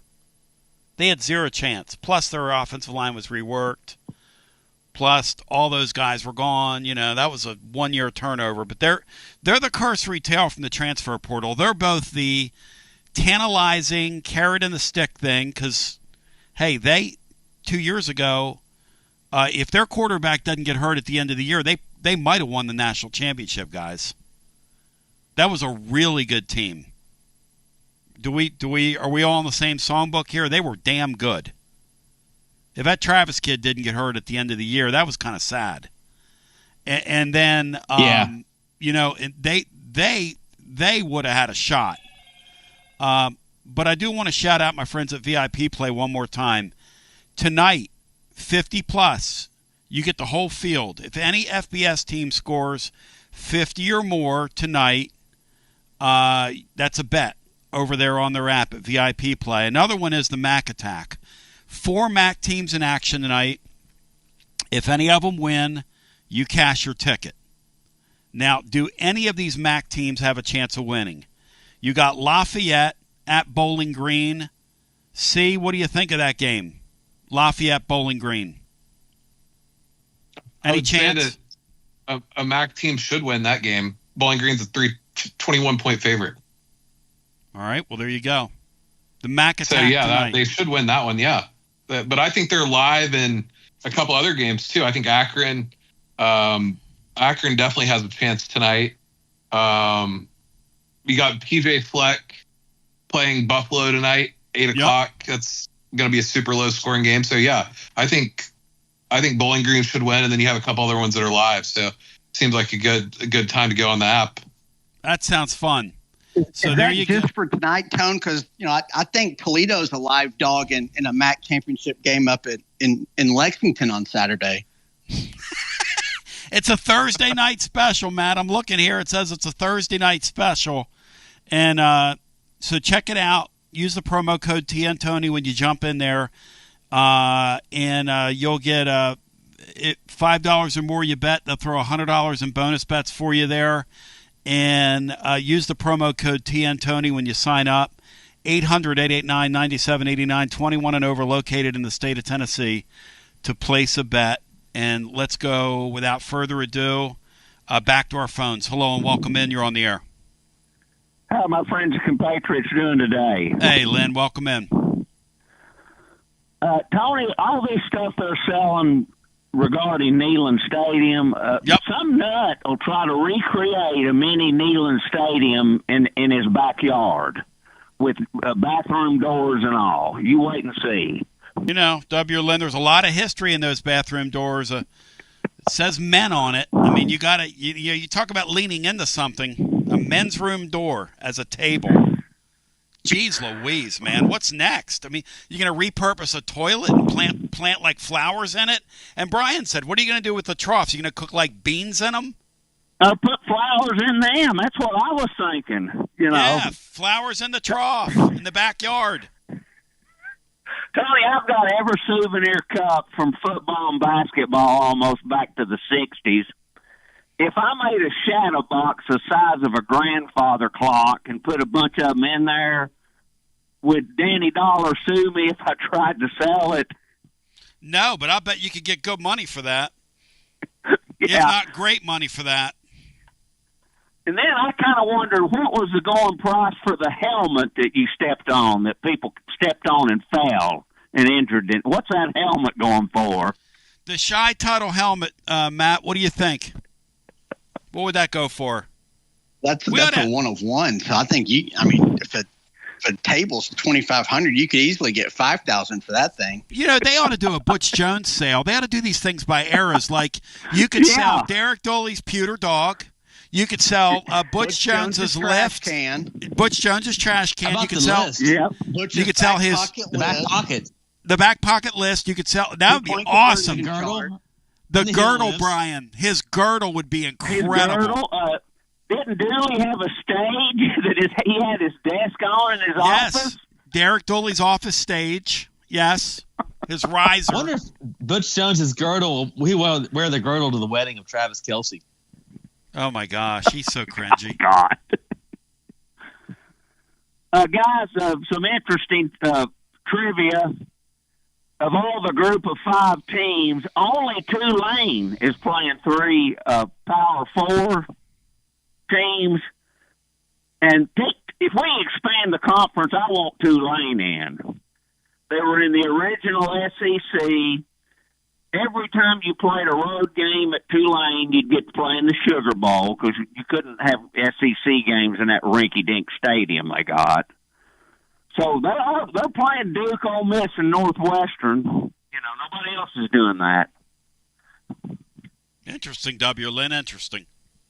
And here's some history on Syracuse.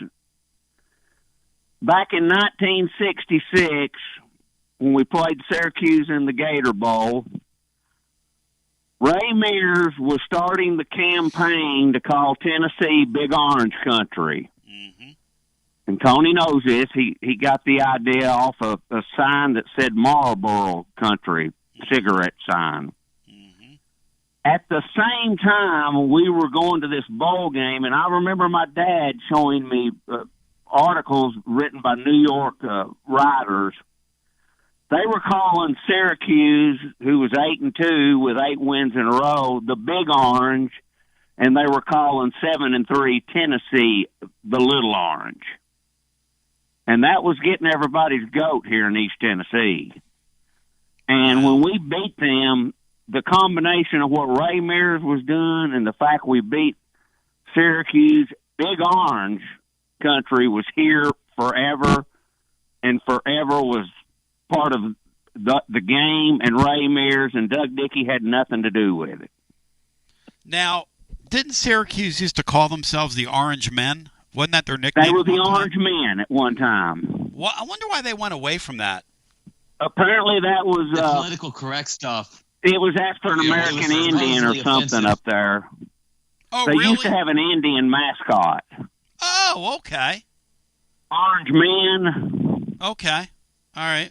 So, but what Brian said, what do you want, politically correctness or whatever. But W. Lynn, thank you for the history lesson. Let me ask you guys something. What color is Butch Jones going to be when Taylor Swift walks by him in that $300,000 gown she's wearing? And thank you, W. Lynn. Thanks for the call.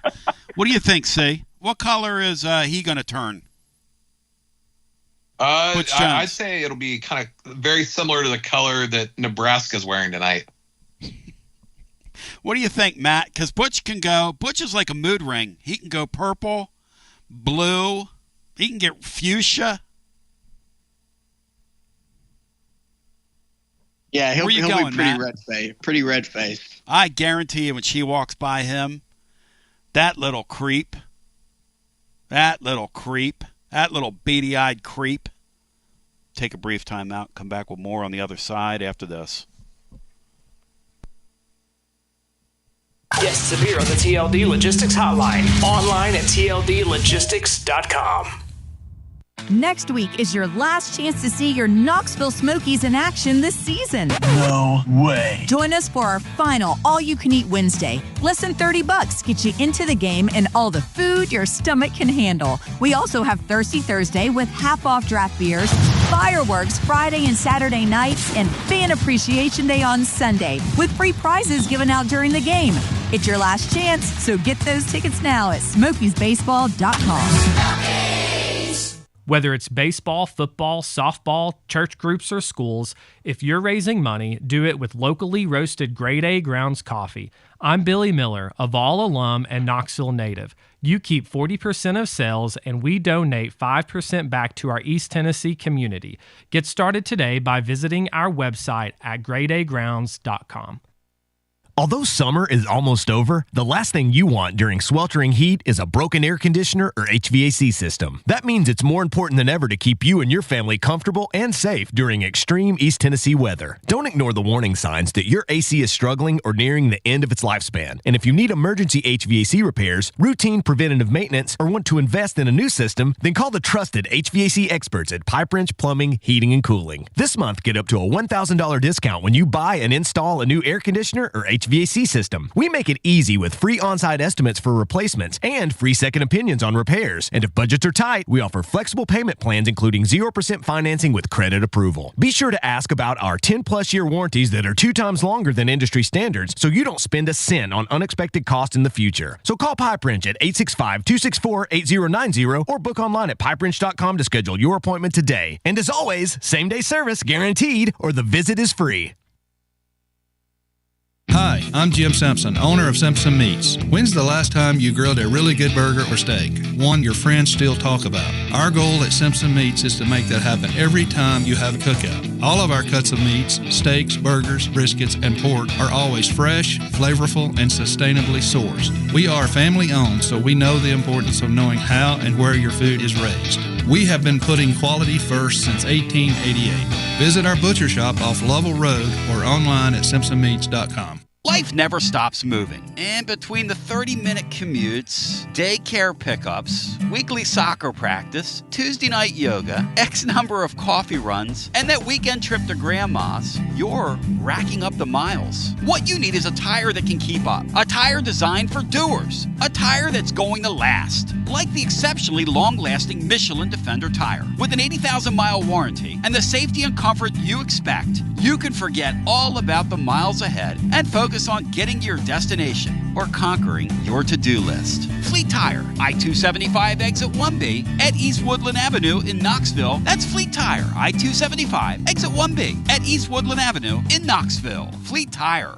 Basilio here for Budget Transmissions. TGMD, the great Matt Dixon, took his Ford Escape to budget, and like our gold bullet back in the day, it was a total mess. And now, Matt's back in the game. He's got a new transmission, axle, wheel bearing, both radiator hoses, engine mounts, coolant hoses. I mean, his Ford Escape was about to escape to the junkyard, but he didn't begrudge it. He took it to budget, and now he's on his way back to Omaha. Budget Transmissions, over 30 years in business, conveniently located in Bearden. All extended service contracts are honored. A gold certified Repair Pal member. 865-584-4391. 865-584-4391. Budget Transmissions. Don't begrudge it. Take it to budget. Hey there, Basilio family. Jennifer Morris here with Keller Williams Realty. The countdown to fall football is on. Is your fall plan missing the perfect home to watch the Vols make another playoff run? If a new view is on your game day checklist, I'm ready to help you find it. Don't wait until kickoff. Give me a call today at 865-694-5904 or visit my website at nextmovesmokymountains.com. That's nextmovesmokymountains.com, and go Vols. Tony B here with the great Zakai Ziegler for Advent. Hey, whoa.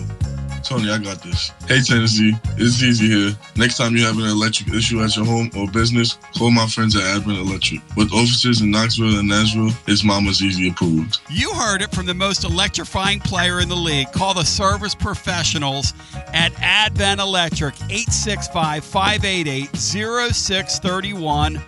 Online, adventelectric.com. Tell them ZZ sent you.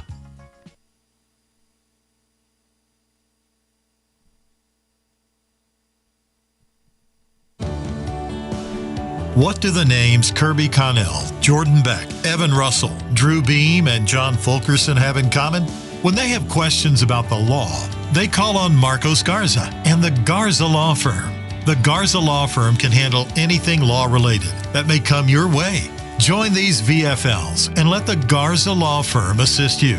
Visit them online at garzalaw.com. That's garzalaw.com. The Garza Law Firm. Let us help.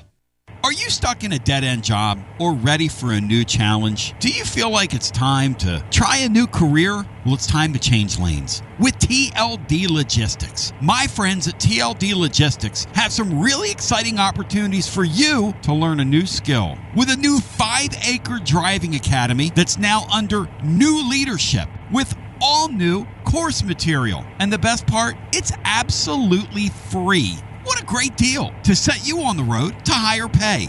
And TLD Logistics even offers weekly stipends to offset food and gas expenses. In 6 weeks' time, you could complete this course and be in compliance with FMCSA regulations. Then you're ready for the open road of opportunity. What are you waiting for? It's time to change lanes with TLD Logistics. Visit tldlogistics.com. That's tldlogistics.com. TLD Logistics. Basilio here reminding you that when you want to sell your extra tickets to the game, you don't want to give your life away online with all your personal information just because you want to sell a few extra tickets. Clark Moore at Select Ticket Service will gladly buy your extra game tickets and your extra parking passes. And the best part? Clarky Boy pays cash. 865-919-1016. 865-919-1016. Clarky Boy pays cash at Select Ticket Service. Clarky Boy pays cash. Attention Vol fans, are you tired of complicated, clunky fleet technology that makes your job harder? Say goodbye to frustration and hello to Connexial, your hometown partner in logistics. It's time to rev up your operations with next level fleet management from Connexial. Connexial is here to keep your business on track with technology that works as hard as you do. Our game-changing ELD gives you more than just hours of service. With AI-powered dash cameras and real-time asset tracking, you'll have eyes on the road, cargo, and your fleet from anywhere, anytime. And the best part, our friendly US-based customer support team is just one phone call away. No more long wait times or frustrating tech talk. Just real people with real solutions. With Connexial, you get a professional team you can trust and easy-to-use products that keep you on the road. What do you say, Tony? I'm ready. Make the smart move and call Connexial today. 865-888-6920. Learn more at Connexial.com. That's KONEXIAL.com. Drive life with Connexial and go Vols. Tony B back with you, 865-200-5402, the numero do. If you want to get in the hunt and in the mix with us, greatly looking forward to tonight. We're going to do a TLD Logistics Overdrive overtime. Shout out to my friends there as they've presented the TLD Logistics Hotline all day, and it's been getting a workout. And see, you jumped in there and bid on that table, didn't you? You jumped in there and placed a bid on the bathroom door table, $2,700. See, I'm proud of you, man. I'm proud of you. Yeah, I'm willing to go a lot higher, Tony. That's something I've known for a while I wanted to have. So when I saw they were putting it up for sale, I jumped on it. So I kind of I don't even feel bad about it, to be honest. That's something I'm not gonna be denied. Back to the you better go high because somebody else will. Back to the phones we go. Hello and welcome into our next call on a night where Nebraska gets it on with EWAD Cincinnati Bearcats. Welcome in. You're on the air. Hey, what's up, guys? Joshy boy. Hey, Wingzo. What's up? Hey, did you really bid on that bathroom door table? Yeah. He's at $2,700 right now. If somebody wants to give it or get it, you're get it. Sicko. You're a sicko, see. I would not joke about that, Joshy. Like I said, I've had my eyes on that for years. Yeah. Tony, I'm going to give you two upsets tonight in college football that I think are going to happen. First, we're going to New Jersey. I think the Ohio Bobcats are going to upset the Rutgers Scarlet Knights tonight. My first one. Let's go. Yep. And my second one, I think EWAD Cincinnati Bearcats are going to go into Kansas City and upset Dylan Raiola in Nebraska. Poor Nebraska, man. If they lose tonight, that will be bad news for them. Yep. That will be bad news. Now, why do you like EWAD Cincinnati Bearcats? Tony, I'm going to give you two reasons, actually. There are three things certain in life, Tony: death, taxes, and betting on Nebraska football. I know a lot of people are high on them this season, but I think they're going to do like they do every year the past 10 or 15 years. They're going to be an average football team, and I just think Cincinnati's better than them. If you have not heard the quarterback for Cincinnati, Brendan Thorsby, play, kid's a stud, and C can probably back me up on this. He's so fun to watch. See, are you joining him in that or no? Where are you going, C? Staying away from that game, I think. Nebraska plays all these close games. They've lost a million of them in a row. Not in a row, but I guess last year they lost all of them. Cincinnati, though, not great in close games either last year. It's a huge year for Nebraska. If they don't get it moving at least somewhat forward, it's pretty alarming, I'd say. Yeah, I agree with that. Tony, are you upset, mad, or sad that the New York Mets swept your Phillies over the past few days? Just par for the course, man. I mean, the Phillies played horrible baseball, uninspired baseball, stupid baseball. The Mets make every play when they're in their building against the Phillies. Yeah, and I don't want to see them in the playoffs. And how many games are the Phillies up on the Mets now? 4. In the division? Still a comfortable lead. 4, yeah. Yeah, Phillies will win that division. We have your Bravos this weekend for 4, beginning this evening. Yep. Yes. Tony, I'm going to go out on a limb and make a bold prediction. I think the first Vols touchdown Saturday will be a Joey Aguilar deep pass to Staley for 6. Goal! Yep. Tomorrow what do you will be think the theme. That'll be one of the themes tomorrow is what we're going to see. That first drive, first series, script the first 3 plays. Anybody can get the first 3 plays from scrimmage tomorrow. I'm giving them a $100 gift card to Calhoun's/Copper Cellar family of restaurants. If you can give me the first 3 plays from scrimmage.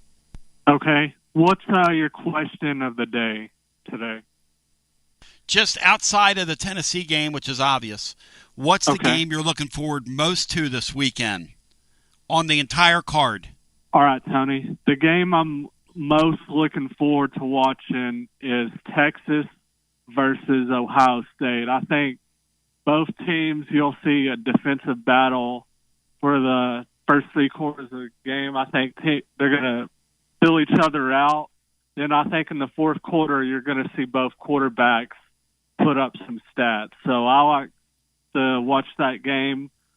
I'm going to have both TVs turned on, so I like the Ohio State-Texas game. I know LSU Clemson is a popular choice, but I'm going with that one. And Tony, out the door, congratulations on making the move to Fox Sports Knox. Thank you, Joshy boy. And let's go back to our phones. You're a good man. Let's get our next call in. Hello and welcome into our next call. You're on the air. Poor Joshy. Nebraska's about to roll tonight. There you go. I want to see his betting slips. I don't believe he actually is betting on those 2 upsets he just said. I'm calling him out. He needs to post those. Betting against Patrick Mahomes Jr. in Arrowhead. And he's betting against the great Greg Schiano. Supposedly.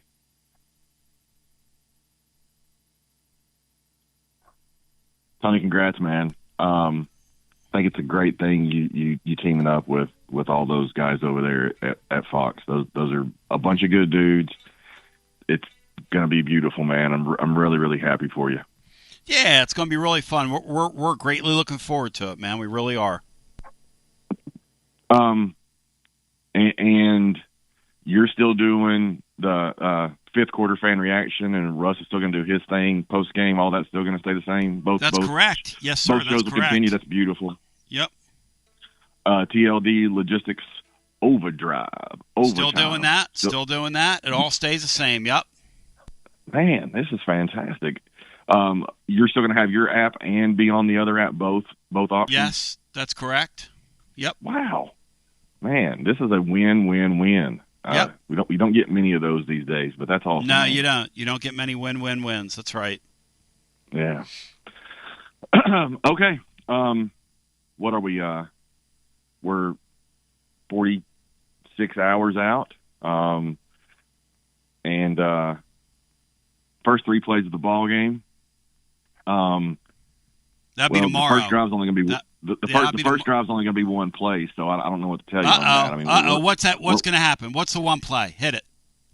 It's similar to the Milton play. Was that? Somebody's got to remind me. We played a directional school in 23 in Neland. We were in all orange. Can't remember. It was like week 6 or week 7. And the first play of the game, we basically ran it was a little zone read, I guess. I don't know that Milton was reading it, but he pulled it out of the running back's belly. Texas San Antonio game. Well, that was San Antonio. That's right. San Antonio. He pulled it out and went 80 yards. 81 yards. Yeah, he kept it on him like an option. Hang right there, Rusty. yards. Rusty's got Aguilar going 80 yards. Stay right there. He's got it. Rusty's 75. got Aguilar. Hang right there, Rusty. And the radio listener, I love you. I appreciate you. I thank you. I want you to have a great day. We're going to kick it around on our TLD Logistics Overdrive. Overtime. In the meantime, we love you. Peace. God bless. And GBO. Enjoy your day. WJBE 1040 AM 99.7 FM. Translator W259 AB. Powell, Knoxville.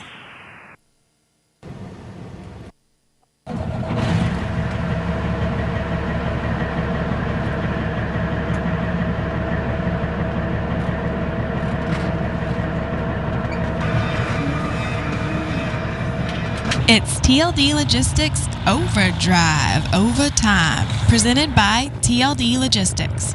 Online at tldlogistics.com.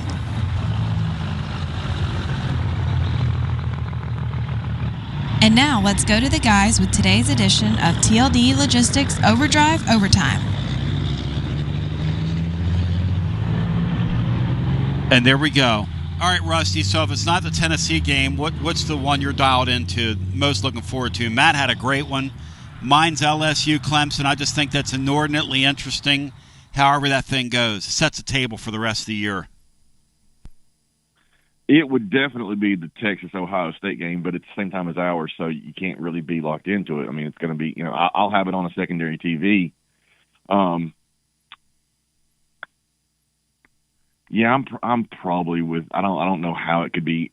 If it's not that game, I don't know how it could be anything but the battle of the Death Valleys, battle of the Tigers. Yeah, that it's that one, man. You're right. It's such a great card, man, all the way around. It's a really cool weekend. There's so much interesting stuff. Like Steve was talking about that little sleepy Virginia Tech game, the second game in Atlanta, that's a very potentially really interesting matchup right there. I'll tell you what's a close second for me after our game, Ohio State, Texas. That's kind of a mutual thing to me.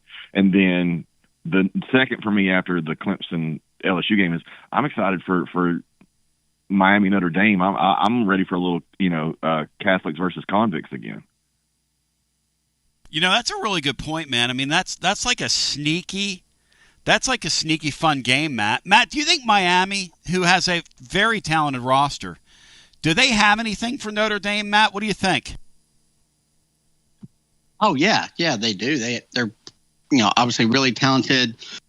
Were pretty awful defensively last year, which made them like the most watchable team because with Cam Ward, it was always high scoring back and forth games. I think this game is going to be the opposite of that because you've got Notre Dame with a first-time starting quarterback, but maybe the best running game in the country, so that should shorten the game a considerable bit. Miami with Carson Beck is going to be interesting. I think that's a really good and intriguing game. I guess it's a standalone game too, so that's a lot of fun. It is. Yeah, it'll be fun. I'm sure Miami. I'm thinking Miami has the lead late, and Cristobal doesn't take knees and fumbles and gives Notre Dame the game away is likely the outcome. We've seen that play out.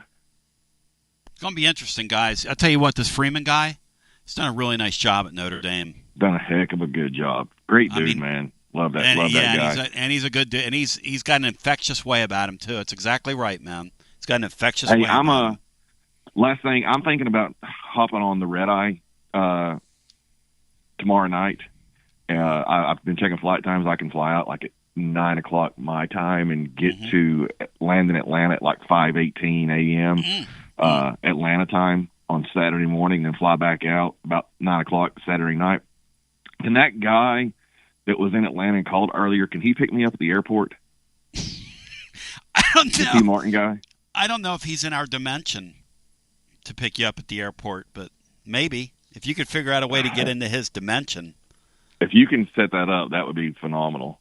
That would make my trip worthwhile. Just that guy, if he can transport me from the airport, and he might transport me like Scotty used to on Star Trek. It might not be a car ride. Yeah, he might beam me over. You said it, I didn't, but Matt was feeling the guy's pulse, and he was like, "This guy can't be serious." And after all these years, if he wasn't serious, he did a nice job of selling it, because he launched on T. Martin. I'm like, dude, what are we doing here? The best part was when he told you to stop talking. He wasn't done. It was phenomenal. I do think there might have been a little bit of it was an act, but yeah, it was great work. Thank you, Rusty. Good talking to you. Yeah, it was. For those of you who missed it in the first hour, this guy was. I don't even know how to describe it. I'm tongue-tied. Back to the phones we go. See, in your world, and obviously we're going to talk about this game later on our winners and losers presented by our friends at Dos Equis. In your world, see, does a script exist, okay, where Syracuse hangs around in the Tennessee game and maybe wins a game? Does that exist in your world, that script? I think it's highly unlikely. I think the Syracuse team is very bad. I think they're going to win probably 4 games. They have maybe the toughest non-home schedule in the country, even though they're in the ACC. I don't know if you've looked at their schedule in total. I don't think they do much well. I'm not really a big fan of Angeli. I don't think. Tommy, obviously Tennessee has some question marks, but I don't think offensively they're going to really be able to do much to put any pressure on Tennessee's defense. Their offensive line is going to be very bad. Their defense, the interesting thing with Fran Brown, obviously he's at Georgia with Kirby, and he's in charge of those defensive backs who were always one of the best units in the country. And their secondary last year was one of the worst units in the country. And obviously last year they kind of relied on that offense, which loses everything. Defensively, they lose 7 of their top 10 tacklers. No, I don't think Steve Angeli is going to be able to replicate what Kyle McCord did. I think their defense is going to be really bad again.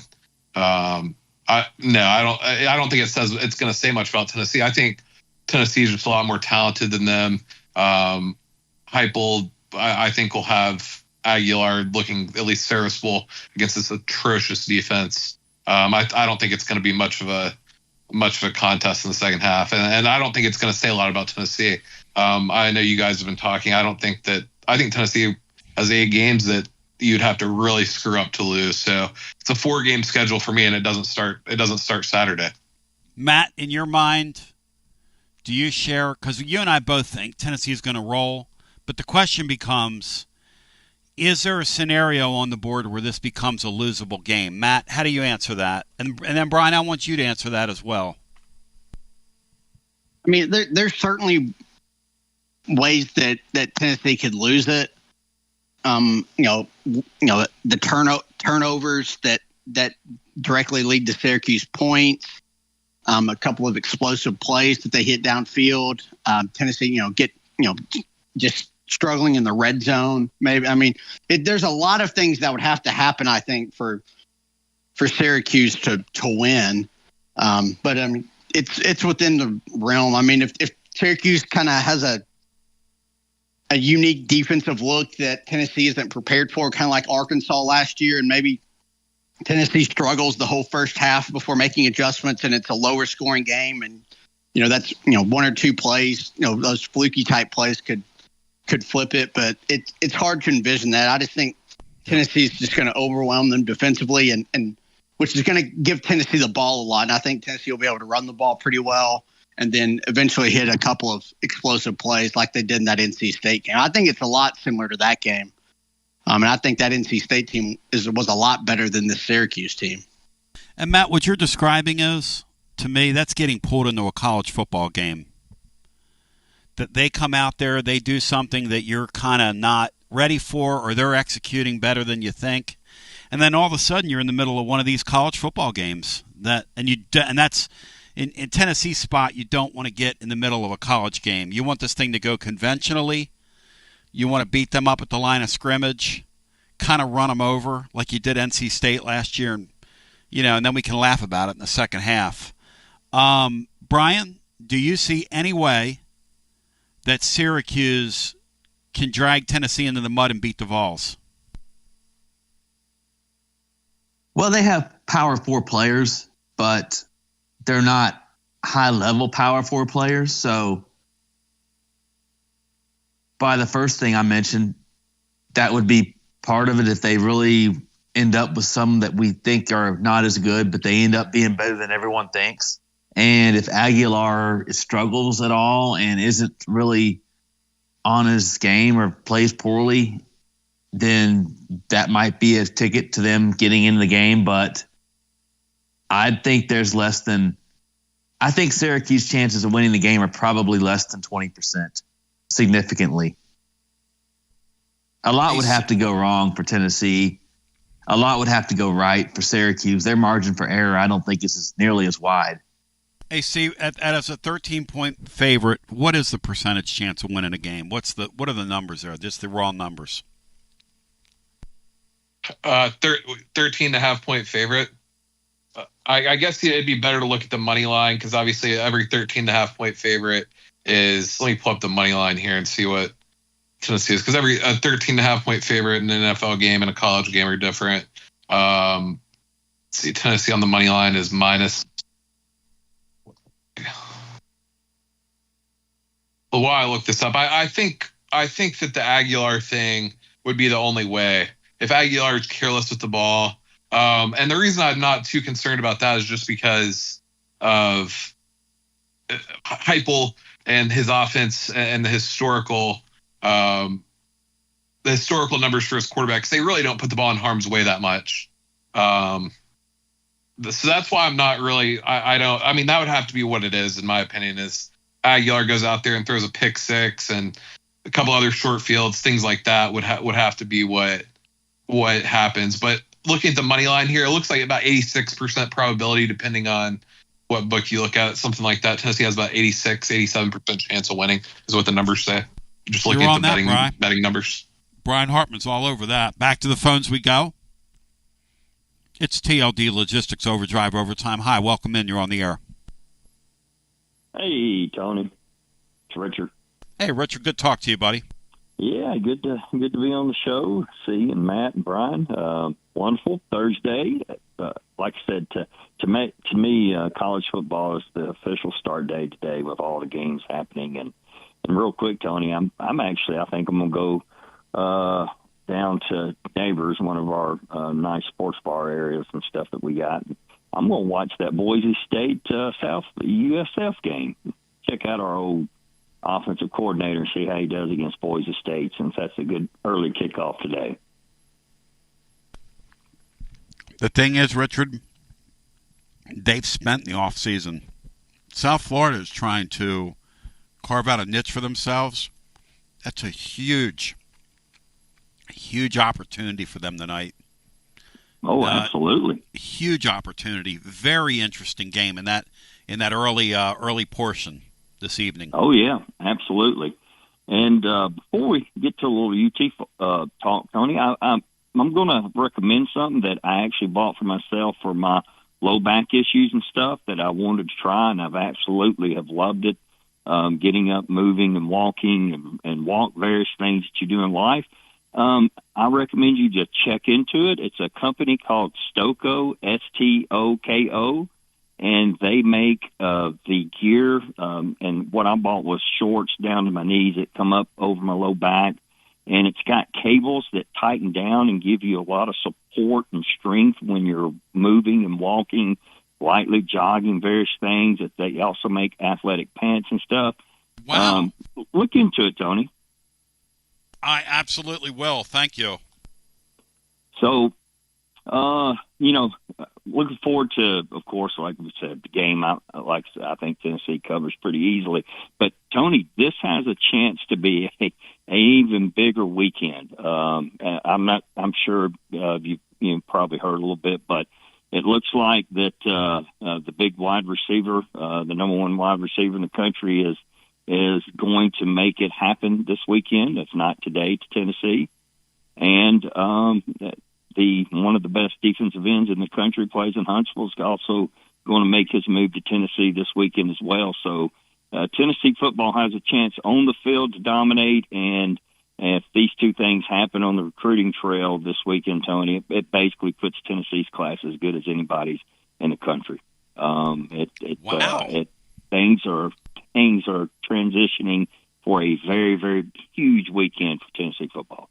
Wow. Yeah, that would be amazing. I saw the item about Keys, and I didn't see the item about the defensive linemen, but they just continue to those defensive players, it's remarkable how well they've recruited, and getting a kid like Keys would be a lights-out occurrence for this program, obviously, especially stealing him away from a fellow SEC school, and, he's been committed there for a while, and that would be huge, man, if that happened. Yeah, his relationships are best, I think, in Knoxville. He really liked it. Everybody was shocked when he committed to LSU because he was trending Tennessee the whole time, so I'm not sure exactly what happened, but most thought he would eventually end up there. So, yeah, I mean, it could be a very big weekend for the Vols as Josh Heupel continues to reconstruct the roster and bring it into another level. Because one thing, like we said, we've loved his system offensively. We've loved what he's been able to do. But the one thing that we haven't seen yet is, what does he and his staff develop when he has a star-studded recruiting classes that stack on top of each other, that does put us equally with the big schools and stuff, talent-wise. What can they do? And I'm excited to just see where it continues to grow. And I think the guy's an excellent coach. I think you're right, and that's why I like this offseason. I'm not going to belabor this, but it was just odd that they stood pat and didn't go add to their receiving core, because these guys all do that. You got to keep adding to your team when you're in these competitive spots. But it would be really interesting to see him with a full complement on both sides, because he's a hell of a coach. You're exactly right. There's no question that he's he's a very good and could be a great coach if he surrounds himself with enough players. You're right. Yeah, and last on the three opponents, I guess I didn't get a chance to say, yes, I'm hoping that it's our three traditional: Alabama, Vanderbilt, and Kentucky. I'm like you. I don't know if it's going to go that way. I could definitely see where Bino said South Carolina could become our third opponent. But I don't think it will be Florida, because I think with what I'm seeing with some of the other permanent opponents, I think LSU is going to be giving Florida with a permanent opponent, of course, along with Georgia, Florida. So I think at LSU, Florida will become a permanent opponent for Florida, and I just don't see Tennessee and Florida being permanent. I think that's going to go away, and I think it's going to come down to South Carolina, Kentucky for our third. Well, Richard, I appreciate the call. See you guys. The thing that's really interesting, and see, you and I did this along with a mystery guest the other night when this popped, and trying to put that together in real time, both Tennessee and LSU, of the teams in the league, had like 5 of those potential opponents. It was hard to whittle them down, So I could see that going any of several ways, but that would make sense that they would keep Florida and LSU, or want to keep that game. Yeah, no, I agree. LSU was one that we obviously kind of went back and forth with. There's been a lot of different permutations and combinations put out there by the media and people trying to figure it out, accounts on Twitter and that kind of thing.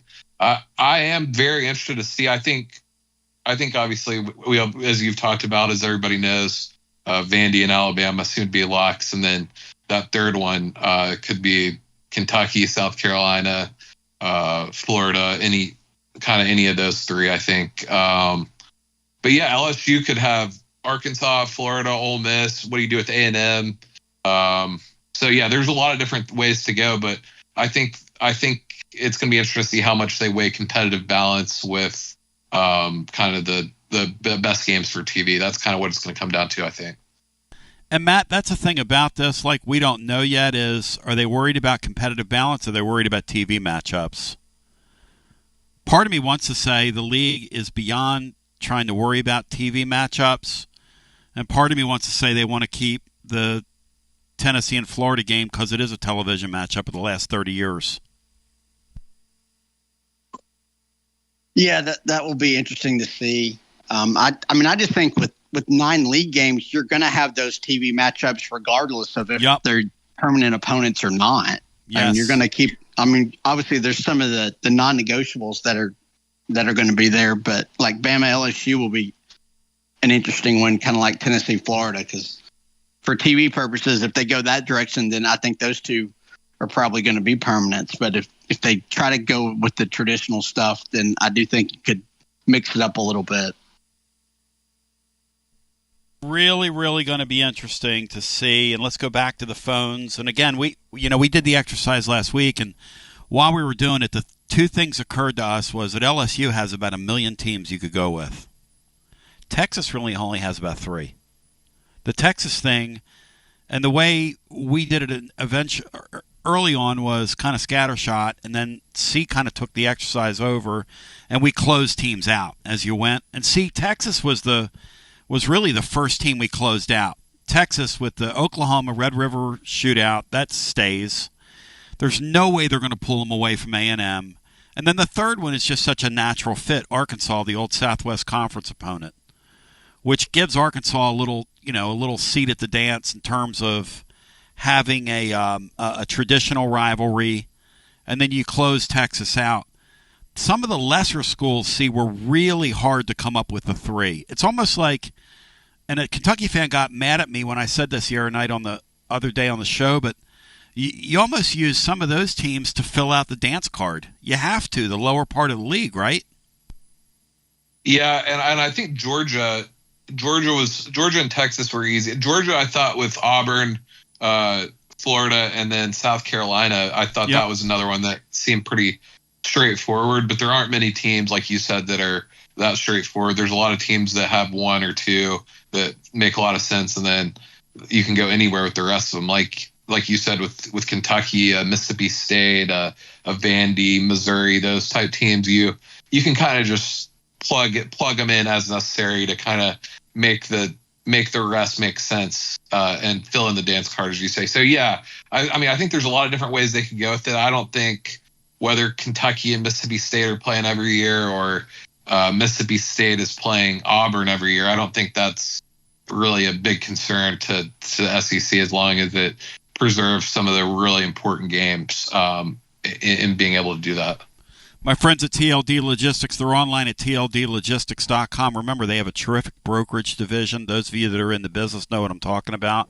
I want you to give them a shot and thank them for sponsoring the program. Also, if you're a driver and you're looking for a change, they've got opportunities for you. They're online at tldlogistics.com. Check them out at tldlogistics.com. We go back to the phones, 865-200-5402. You're on TLD Logistics Overdrive Overtime. Hi. What's going on, guys? It's DR. I'm enjoying the show today. First off, Tony, I was so fired up about the news yesterday about you joining Fan Run. That's incredible. Yeah, You're a man. legend at what you do, and I am so excited. Well, Russell and I, we go way back, and I've known Bob for several years.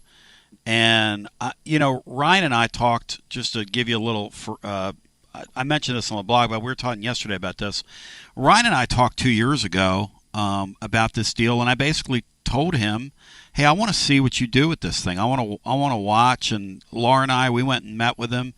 Ryan Brown's a good dude, man, the guy that owns that thing. And we have watched him. And, Joe and what we were doing with Joe Armstrong was perfect for us. He kind of never bothered us and the whole deal. And I mean, that was a hard phone call to make because I really enjoyed my relationship with him, as I wrote today in my blog. But it just felt like the thing to do, the right thing to do, and we're excited about it. We're excited about it. So, and Russell's a guy we kind of I'm a little older than him, but we sort of started together, and he's a kid that came and interned with me when he was real young in the 90s, and we've sort of grown up together in this thing, and we've always sat there and laughed about it. And we used to do the post-game show together at one time several years ago. So, and then Bob Baskerville is just a guy that I just absolutely love, and I'm greatly looking forward to it. It's going to be fun. I don't know if you listen to the rest of Russ's show. I listen to you every day, and I listen to Russ every day, and there's always been, I've noticed a lot of crossover with y'all's callers. But there were several people calling in excited about the move. So I want to tell you congratulations on that. And, you know, I love what Danny White's doing, man. I watched a video of a guy, he was confronting the Chicago mayor about how he gets taxed for everything. He said the only thing you don't tax us for is breathing air, and that's just because you hadn't figured it out yet. And it kind of reminded me of Danny White, honestly. Like, I wonder what's next with that guy. I wonder if he's going to charge us to use the restroom when we go into the stadium. Matt, is there a chance that you have pay bathrooms in there before it's over with Danny White? I mean, how far could he push these fans before they push back, Matt? You bring like a roll of quarters in or a credit card to use the now tone. Oh, that's right. Yes, you use your card. Yeah, you roll your quarters out there and see if Danny White takes them. I mean, when a guy is literally selling the door to the shitter, I couldn't say that when we were on the air, but a door to the shitter for $2,600, and C just jumped in there and bid it up to $2,700. I mean, you got to tip your cap to that guy, man. I respect the consistency. I've always said that about people, even people I don't like, as long as they're consistent, you can kind of trust that a little bit. And the irony of that is, Tony, he's going to feed us more shit about how that money's going to go back to the players. Oh, he's totally committed to the bit now. This dude is that's a really good point about him. From day one, when he got up there that first time and said, I'm stopping the leaks, and I started calling him Danny the Plumber, which he didn't like, but that was the first thing out of his mouth. We're stopping these leaks going forward. It was one of my favorite things I've ever seen. And he's just kind of a strange guy behind the scenes. Like, there are people in his athletic department that he sort of doesn't talk to, and he's really an odd guy. I mean, he's just an odd duck. But he is all about 100% that revenue. And I mean 100%, 1,000% about that revenue. And I talk to people that are serious donors, and they go back and they quadruple dip, 5 dip, 6 dip, 7 dip, 8 dip on these people. I mean, the way they treat people is unfreaking real. But he's getting away with it. And you know what? When you're winning, you can get away with it. But when you're not, you're going to feel the heat, man. One of these days, Danny will feel the heat because this stuff's all cyclical. Yeah. That's probably when he leaves, too. You know, y'all remember back when we, under the botch days, we had those I think they're called ball passes. You get like 3 games for $100. Oh, yeah. I think that was the name of it. I figured that's what he's going to do with the games. Like, you're not going to get a ticket to the game. That ticket gets you in for the first quarter. Then you need to leave. Unless you extend that to the second and third quarter. Now, fourth quarter is a completely different package. That's how he is. That's how I see it coming to. I love him. I'm for him, not against him. I think it's comical. And you're all right. He's committed to the bit, man. You got to give the guy credit.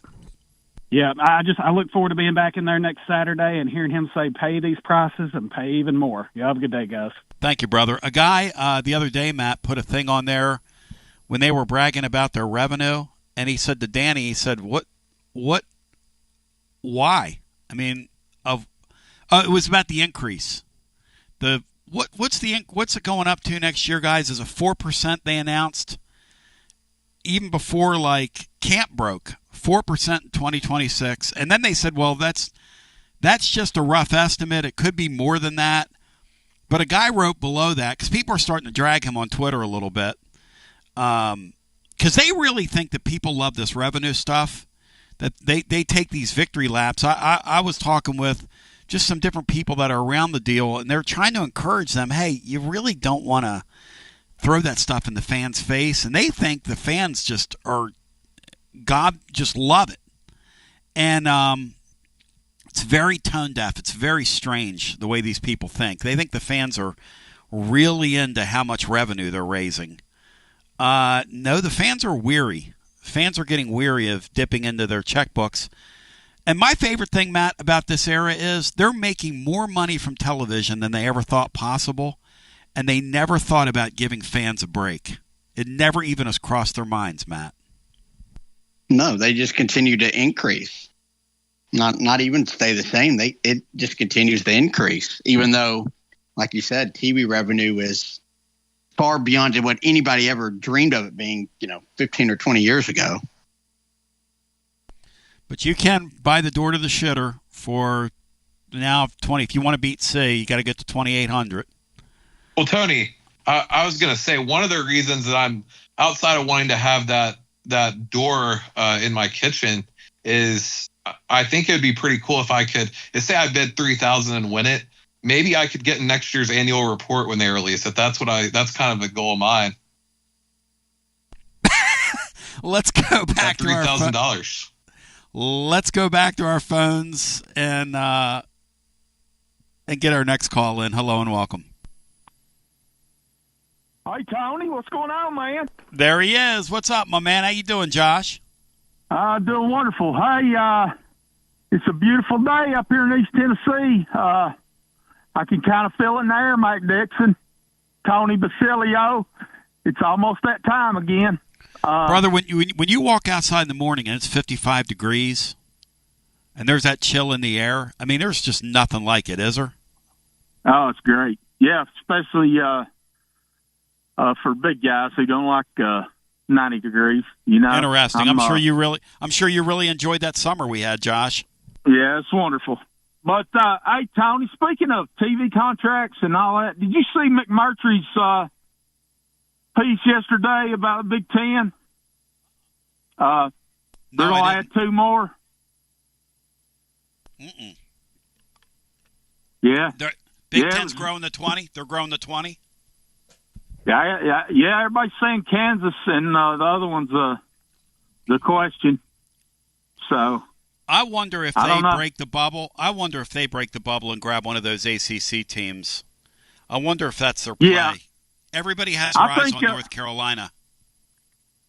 I think they both agreed to 20. I think Sankey and Hims come up with that number. I don't know how that's going to work with the ACC. There's more than that there. I agree with that. Especially if you take Kansas. I don't know. Do we have 2 20-team leagues and then another 10-league team that has viability? Or is the number end up becoming 60 and it's 3 20-team leagues and it's 60 teams total playing this brand of football? Maybe the Big 12 scoops up what's left over. I don't know. It's kind of crazy. It's dumb. But on your question, I'm kind of looking forward to LSU Clemson. I think Clemson's a little overrated. Klubnik's a great quarterback, but he played terrible against South Carolina the week before that Texas game, so I'm not completely sold on him or Clemson. And I think Virginia Tech, South Carolina is another game just because where I am up here. I'd like to see. I kind of like to see Tech get one from them. I know Beamer struggles early in the year usually, so that's got a chance to be a good game, I hope. But we'll see.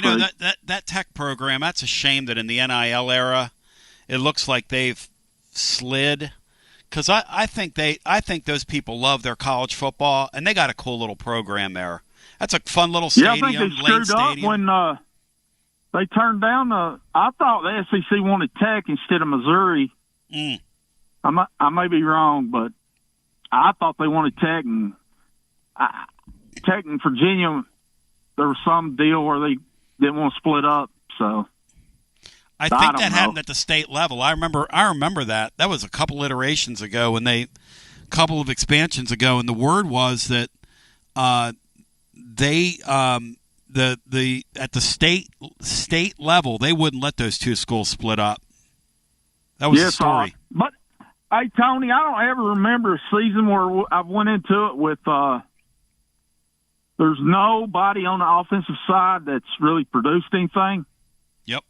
It's completely unknown. I never, in, 40 years of watching this, ever remember a team where not one skill player really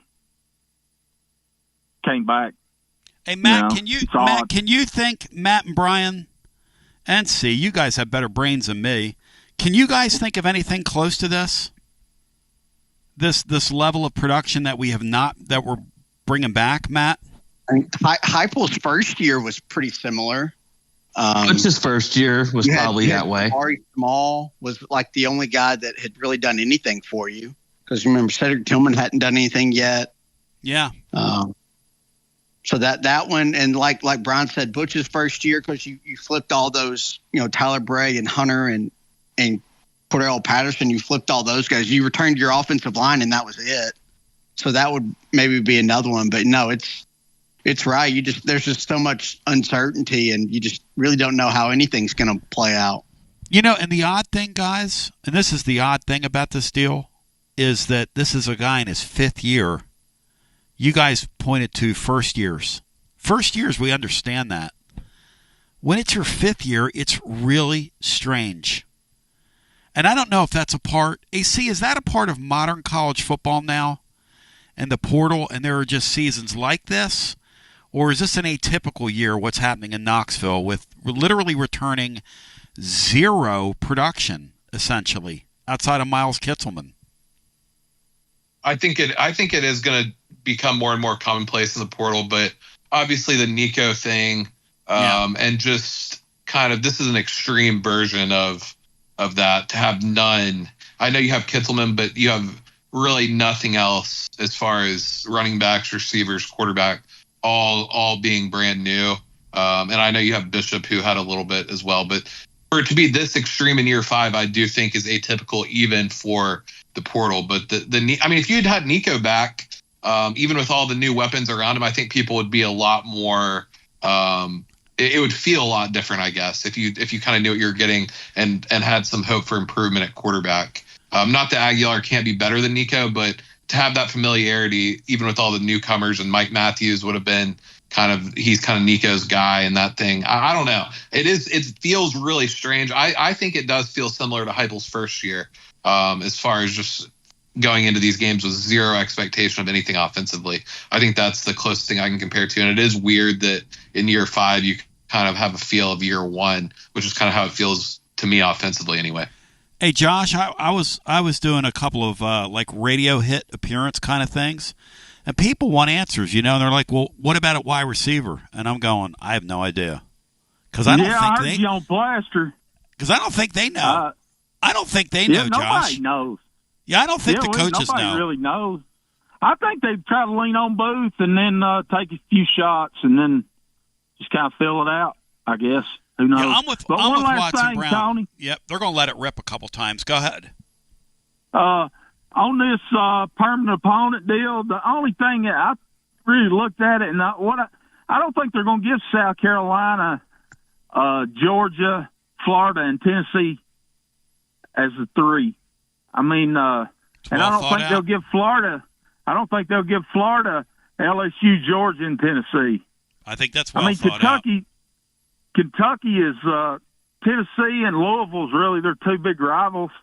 I think there's a lot better chance for Kentucky myself, but who knows?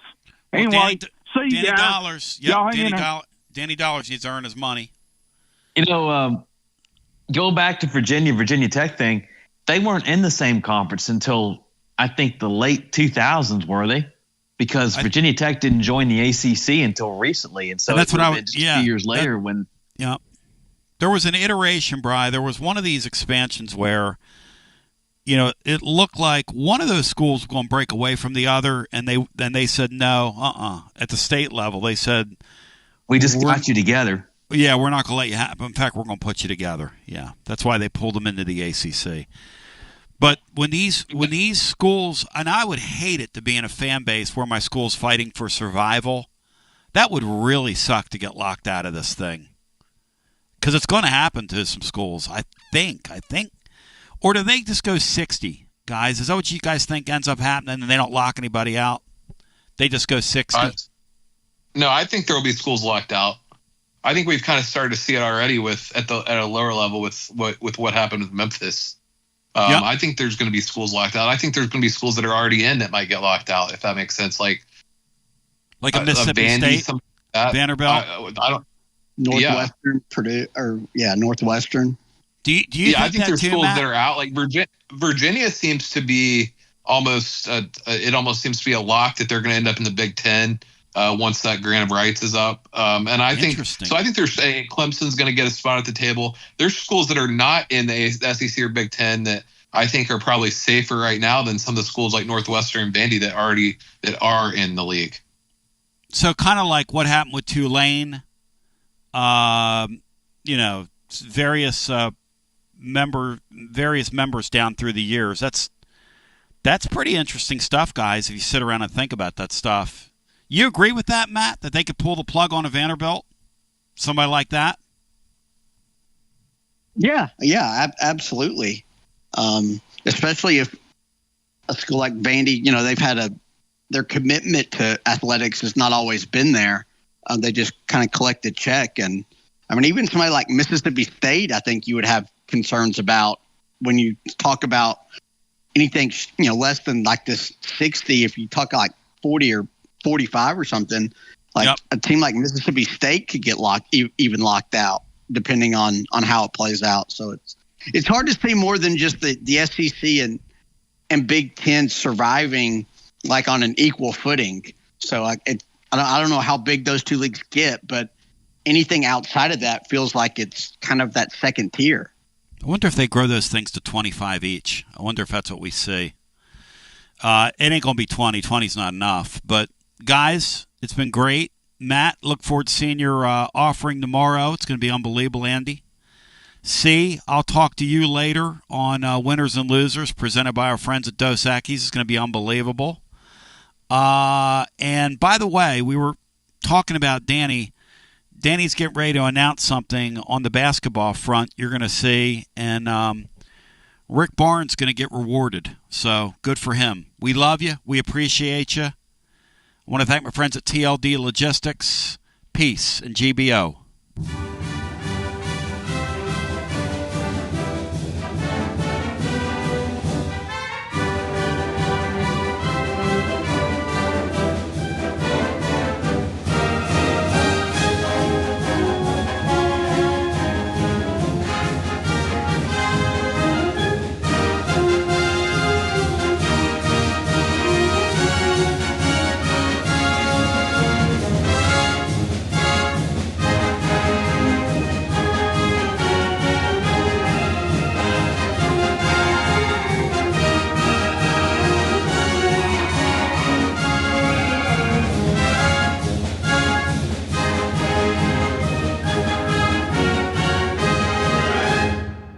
You found TonyBasilio.com, home of the Tony Basilio Show. In just a few minutes, we'll be right with you with another. That's Fleet Tire, I-275, exit 1B at East Woodland Avenue. Can hear you. Brownie. Ladies and gentlemen, boys and girls, children of all ages, should you accept it, we got a great show lined out for you today. We're firing it up. We're focusing it. We're preparing it. We're getting it ready. We're baking it in the oven. The great Watson Brown going to join us on the other side. We're going to break it down scientifically with him. We're going to get in touch with our